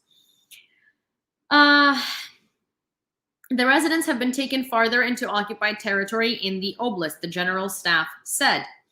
5 civilians killed, 12 injured in Donetsk Oblast on September 21st. Institute for the Study of War says Russia's mobilization will not change the course of war in 2022. Mobilization in Russia will not generate significant usable Russian combat power for months, as it will take a long time to bring poorly trained Russian reservists to war readiness. The Institute for the Study of War reported on September 21st. It is not even clear if this conscription will manage to offset Russian casualties, according to the Institute for the Study of War. Russia's partial mobilization will thus not deprive Ukraine of the opportunity to liberate more of its occupied territories into and through the winter, reads the report. Russia's attacks kill 1 in Zaporizhzhia and 1 in Nikopol. Liz Truss said Putin's nuclear threats will not work. In her address to the UN General Assembly, she called Vladimir Putin's threats to use nuclear weapons saber-rattling and said this will not work. Truss has encouraged the world leaders not to make any compromises in Russia's favor, despite concerns about soaring energy prices. UK intelligence says Russia's mobilization will be highly unpopular. Mayor says Russian troops staged terrorist attacks in Melitopol to blame Ukraine. Slovak Defense Ministry says mobilization will lead to Putin's end. Slovakia's Defense Minister Jaroslav Nad has called Vladimir Putin's address to the nation pitiful and said that mobilization will end up in the overthrow of Putin as president of the Russian Federation. Euractiv reported on September 22nd. Ned also reacted to Russia's plans to hold pseudo-referendums in occupied territories, saying they're only a pretext for future Russian claims about Ukrainians attacking Russian soil, reported Euractiv, citing the official sources. Ship carrying 30,000 tons of wheat for Afghanistan leaves Odessa. Most Ukrainians don't want to permanently move to the US or the EU. Only 7% said maybe. Novaya Gazeta says Russian government plans to mobilize 1 million people against Ukraine. Thank you, Ryan. Russian proxies in the occupied territories of 4 Ukrainian regions claimed they will hold pseudo-referendums on joining Russia on September 23rd to 27th. These include territories in Donetsk and Luhansk oblasts in the east, as well as Kherson and Zaporizhzhia oblasts in the south. Power lines from Ukraine to the world, Episode 1, Ukrainian identity. What does it mean to be a citizen of a country whose enemies claim has no right to exist? In Episode 1 of Power Lines, our team speaks to Ukrainians about how the war has affected their outlook, country, and national identity. And I am going to post a link to this podcast in the description of this video. So if you guys are interested, this is a podcast from the Kyiv Independent, and it's called Power Lines from Ukraine to the World. And it's going to basically give you a little more perspective into like the life of a Ukrainian, into thoughts of a Ukrainian, it's going to cover a lot of complex existential topics. G7 to react to Shem referendums with new sanctions on Russia. Russia's proxies in Donetsk Oblast plan to involve teenagers in voting on joining Russia. Ukraine's security service has exposed the plan of Russia's proxies in Donetsk Oblast to involve children aged 13 to 17 in pseudo-referendums. Minors will be able to vote if accompanied to polling stations by their parents or guardians. This way, according to SBU, the occupiers are trying to artificially increase the catastrophic lack of votes. That is literally what I was about to say, because that is, if anything smells despair, if anything screams despair, if anything screams failure, and if anything screams you've ran out of options, that is that. Mykolaiv Theater lives on from bunker amid shelling. The elegant neoclassical hall, now mostly deserted, came close to destruction when Russia's forces hit the nearby Mykolaiv Oblast administration on March 29, eviscerating the building and killing 37 people. Despite the risks, the theater finally opened its doors to the public again in August after being closed for nearly 6 months, but this time in an unusual setting. After months of the war, we had to open the stage in a shelter to continue to perform, Artem Svitsun, the theater's artistic director, said.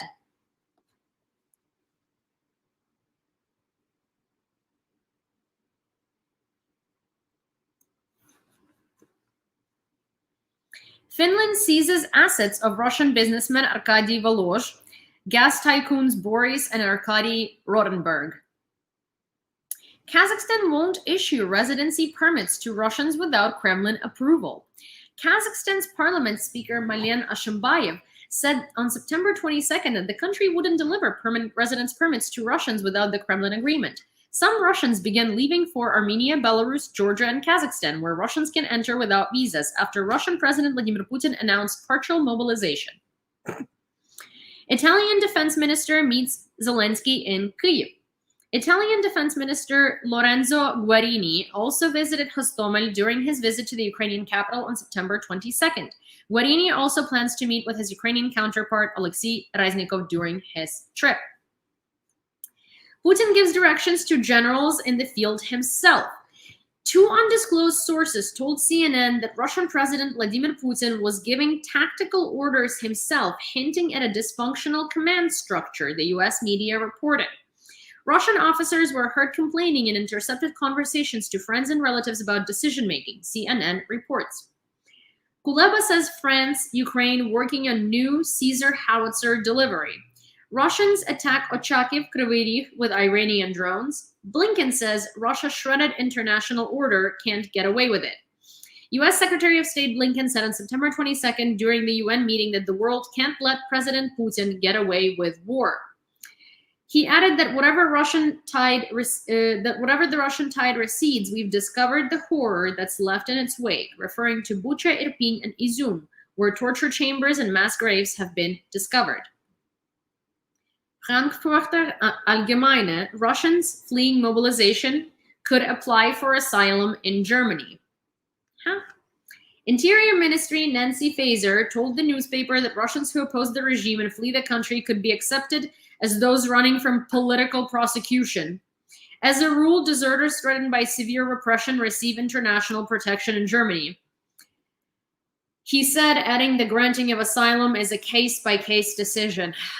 Germany is... The German government never ceases to amaze me. I'm like wondering, was Russia taking over Berlin not enough for you? Is this like Stockholm syndrome where you just kind of miss your oppressor and you miss your... and you just miss them taking over half of your country? Because otherwise I don't understand why you keep encouraging Russians to come to Germany.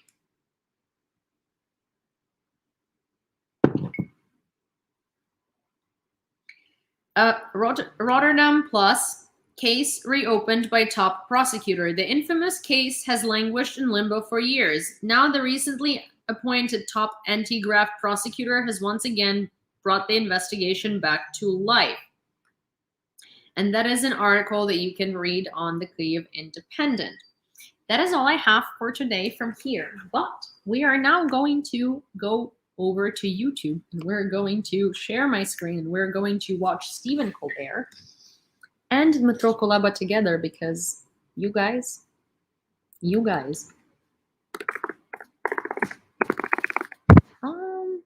a second. I'm going to try and find it because I should be able to. Okay, Stephen Colbert.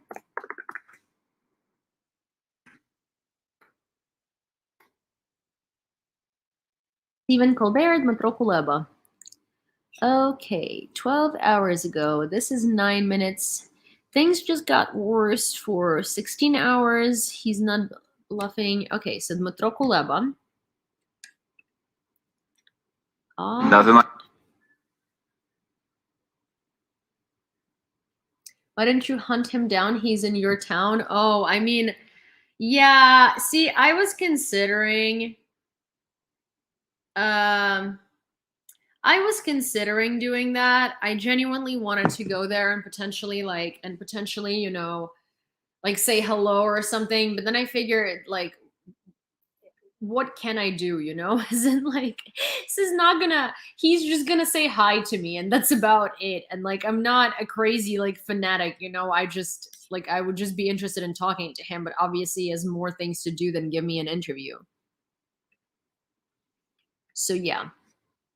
Okay, you guys, I'm going to play this for you on here as well. I'm going to set it up so that you can see it on TikTok, but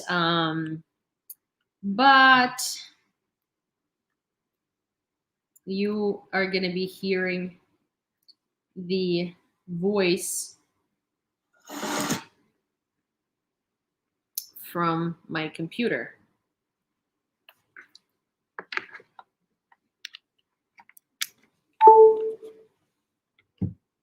Okay.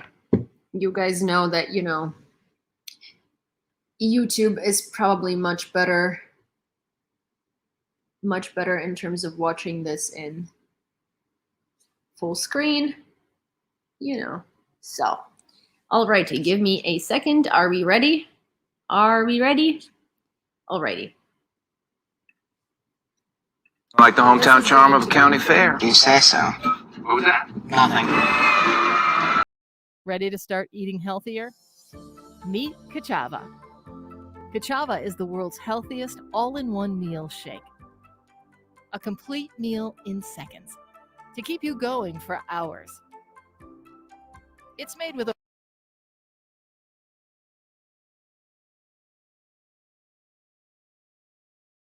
Do you guys hear the stream again, or are you guys able to watch?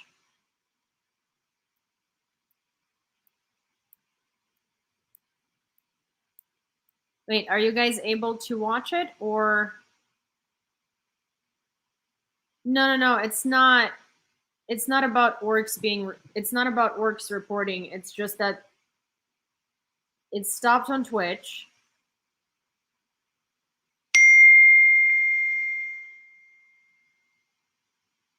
My stream got suspended. Okay, well, one sec. I'm not quite sure, because here is, one sec. Stream suspended on YouTube.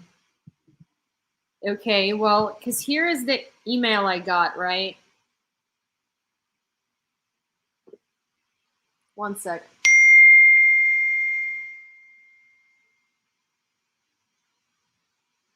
Oh yes, Squirrel sent it to me. One second.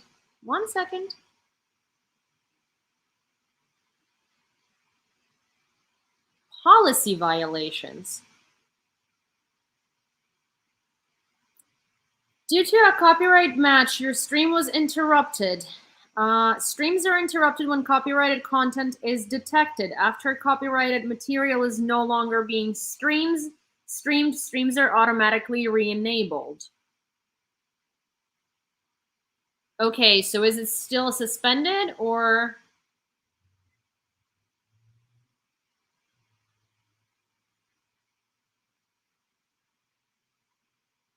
Does it still say suspended? 1 second.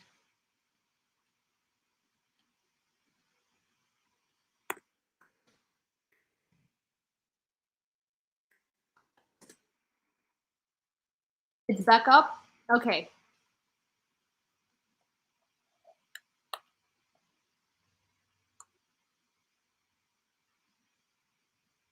So I can't show the video of the minister giving full credit. So I can just stream a video of my minister giving full credit to Stephen Colbert. Like, it's literally on YouTube. What?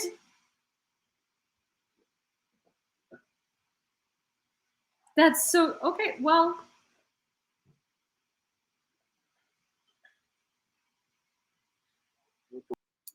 I would love for Stephen Colbert to be able to pronounce Dmytro Kuleba's name. He's not Dimitro. He's Dmytro Kuleba and not Kuleba, but Kuleba. But you know, you live and you learn. You can't ask for too much. But also, you know, this is the guy that I always tell you to follow on Twitter because he is so, like, you just heard him speak. Every time I see a tweet from him, I light up. Every time I see a Heroim Slava, every time I hear him speak, I admire him more and more. He is so well spoken. He's so funny. He's so relevant. He always finds the right words. And he is a man of words and actions. His words are followed by his actions. And he's an inspiration, really. So I'm very happy that you guys got to hear him speak. I'm very happy that you guys got to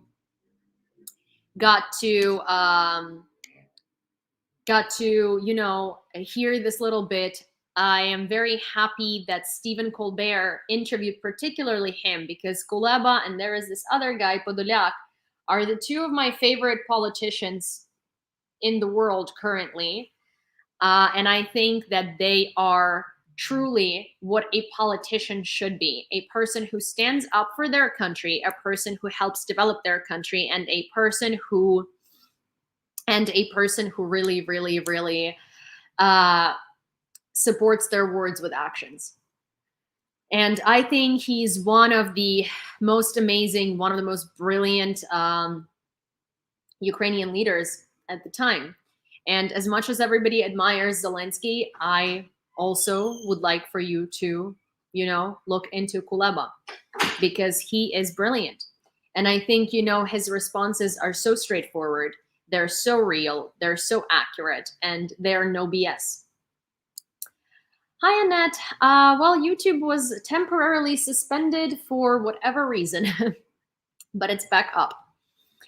I'm going to look into it after the stream. For now, I would say this is probably the end of it. A couple of things that I want to mention. One, please follow me on Twitter if you don't already, if you're interested in learning more information, because I do repost a lot post streams. I have posted a full list, well, not a full list, but a list of all of the Ukrainian defenders that have been released that were followed by pictures. I will continue renewing it. There is a lot of information that I repost. There is a lot of commentary that I do.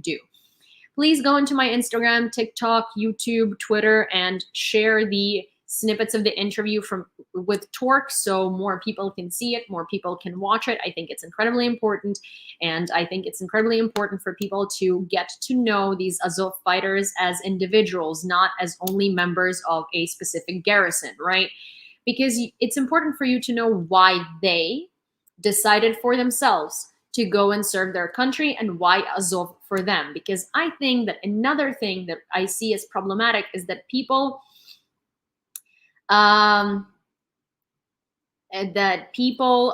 see them as like part of just a, like Azov, this is what they are, right? You don't see them as individuals. I want you to see them as individuals, and I want you to hear their stories. I want you to see their reasoning for why they fight, their reasoning for why they decided to join, their reasoning for what is dear and near to them.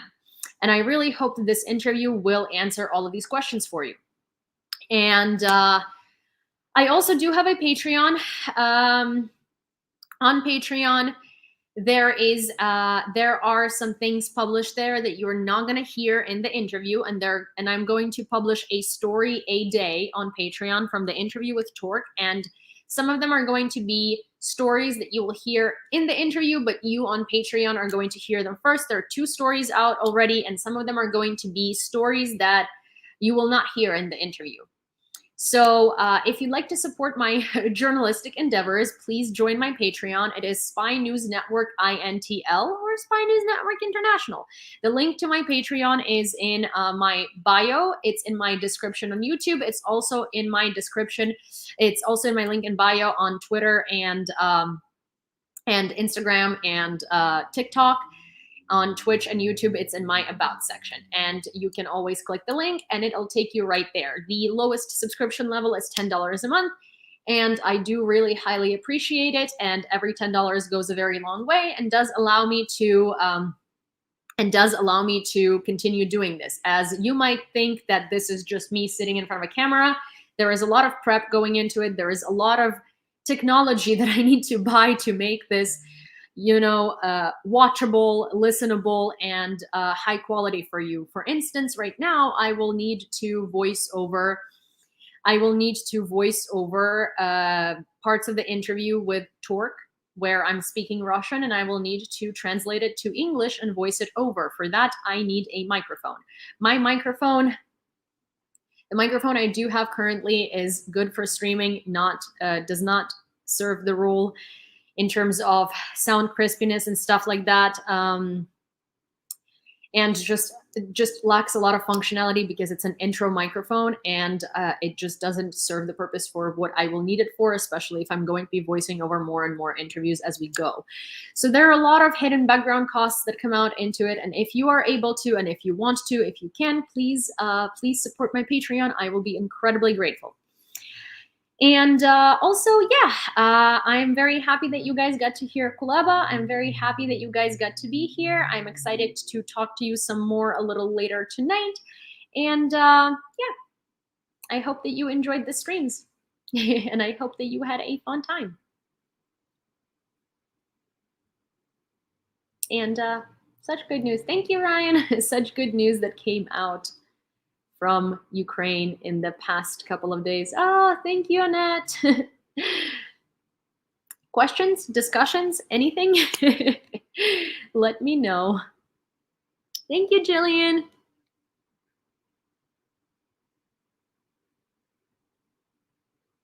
The table from my wish list. I don't have a table on my wish list.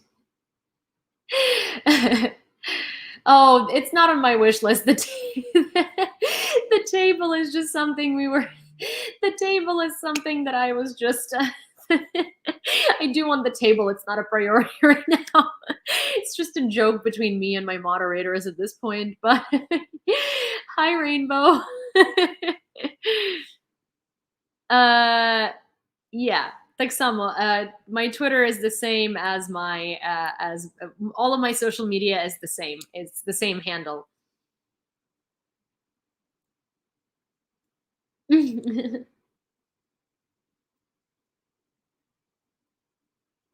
table? Oh my gosh. Oh, Rainbow is asking about Cine merch. Actually, one of the things that I wanted to say is stay tuned because I am working on something very interesting on which I'm supposed to get a response today, but there might be a very unexpected limited edition merch coming out that we did not discuss. you gotta give me a little bit of time for the merch. I think merch is not coming in the next week or in the next 2 weeks because we are so overloaded with everything else that we are doing. But Cine merch is in the works. Speaking of Nasta, we're gonna talk about that. But there might be a very, very, very interesting. No, I mean, no. I do want to buy the table, Rainbow. I do want the table. The table is beautiful. The table is perfect. I love the table, but it's just not a priority right now. The table is the least of my priorities right now. But but also the whatever I earn on Patreon mostly literally all together goes into my rent. And everything else I take from my savings. So tables are really not in even in the nearest distant future, okay, or the distantest near future. Yeah, I need to figure out if I can like fit the microphone into my near future budget because, and it's not like here. I'm saying this not to be like, oh my gosh, this is what I did. It's my decision. I decided to not resign the contract. I decided to do this full time, and I'm the one who's dealing with it. But what I was trying to say, what I was trying to say is what I was trying to say to that is that I fully live off of savings right now. And Patreon does not give me extra like spending money. It just gives me rent money. So just so we're clear here, at least at the current state at which Patreon is right now. So yeah. The Ottoman is a chair for Cine. The Ottoman is 100% a chair for Cine. Cine hates her like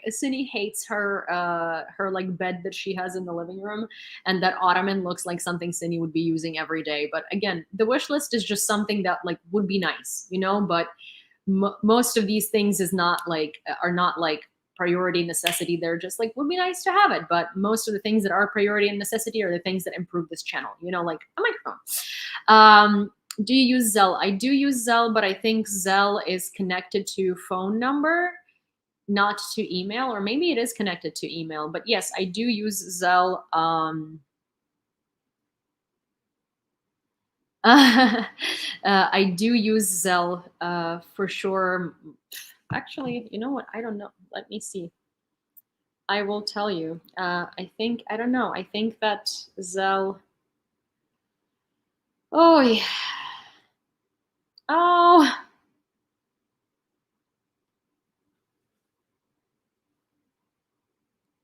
It's connected to email too. Yeah, I don't know if it's connected to email. I'm actually gonna look it up, but I don't know if it is.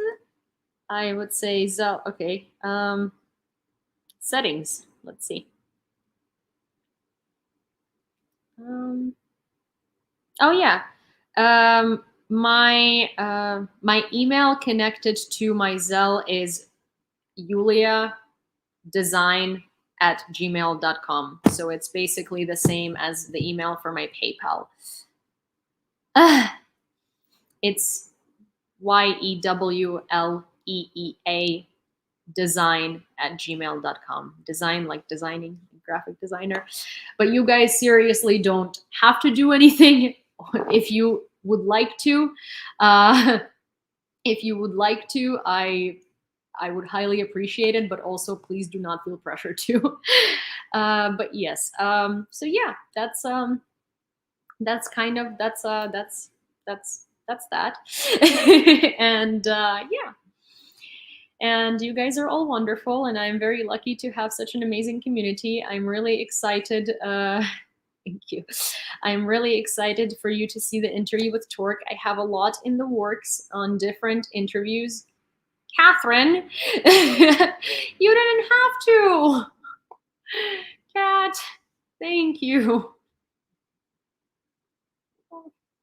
I also would like to say that I don't know what I did to be so lucky to have such amazing people in my surrounding as my moderators. We have all become friends since basically the beginning of this channel, and I think that I am like the luckiest woman in the world because they're not just, moderators to me. Well, we're all close friends at this point. At least I'd like to think that.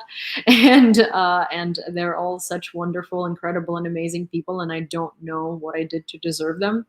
So, yeah, you guys are wonderful, and I'm very lucky to have you.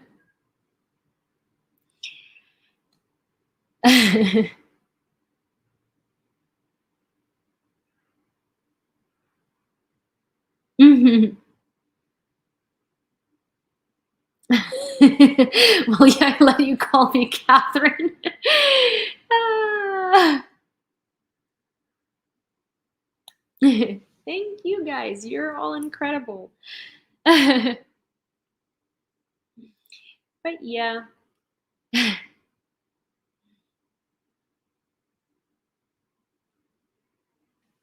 Okay.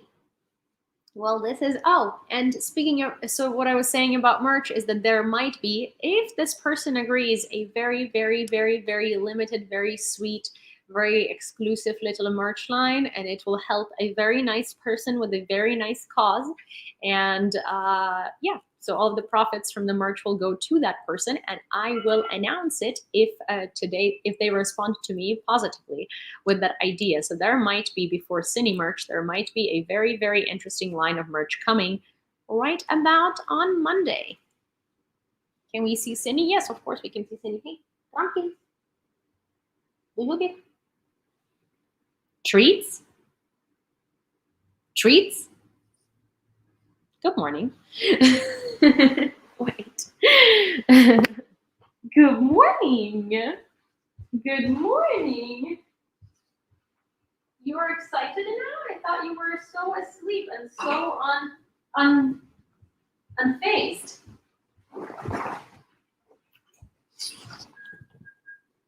Sit.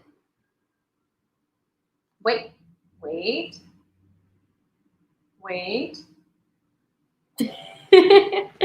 Sin, you ate it. Who ate it? You ate it.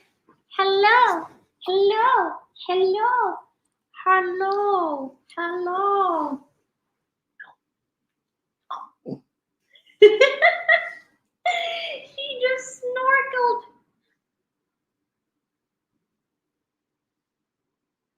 Good morning. So that is Cinny. Alrighty, guys. I'm gonna go play with this beast. I'm gonna go walk this beast. I think it's about time. Thank you very much to every and each one of you for being so freaking awesome. And I will see you guys later today. Okay? Oh, hi, Danon. Good to see you. Well, you came here right at the end. Oh, hi, Aaron. Thank you, guys. Bye, guys.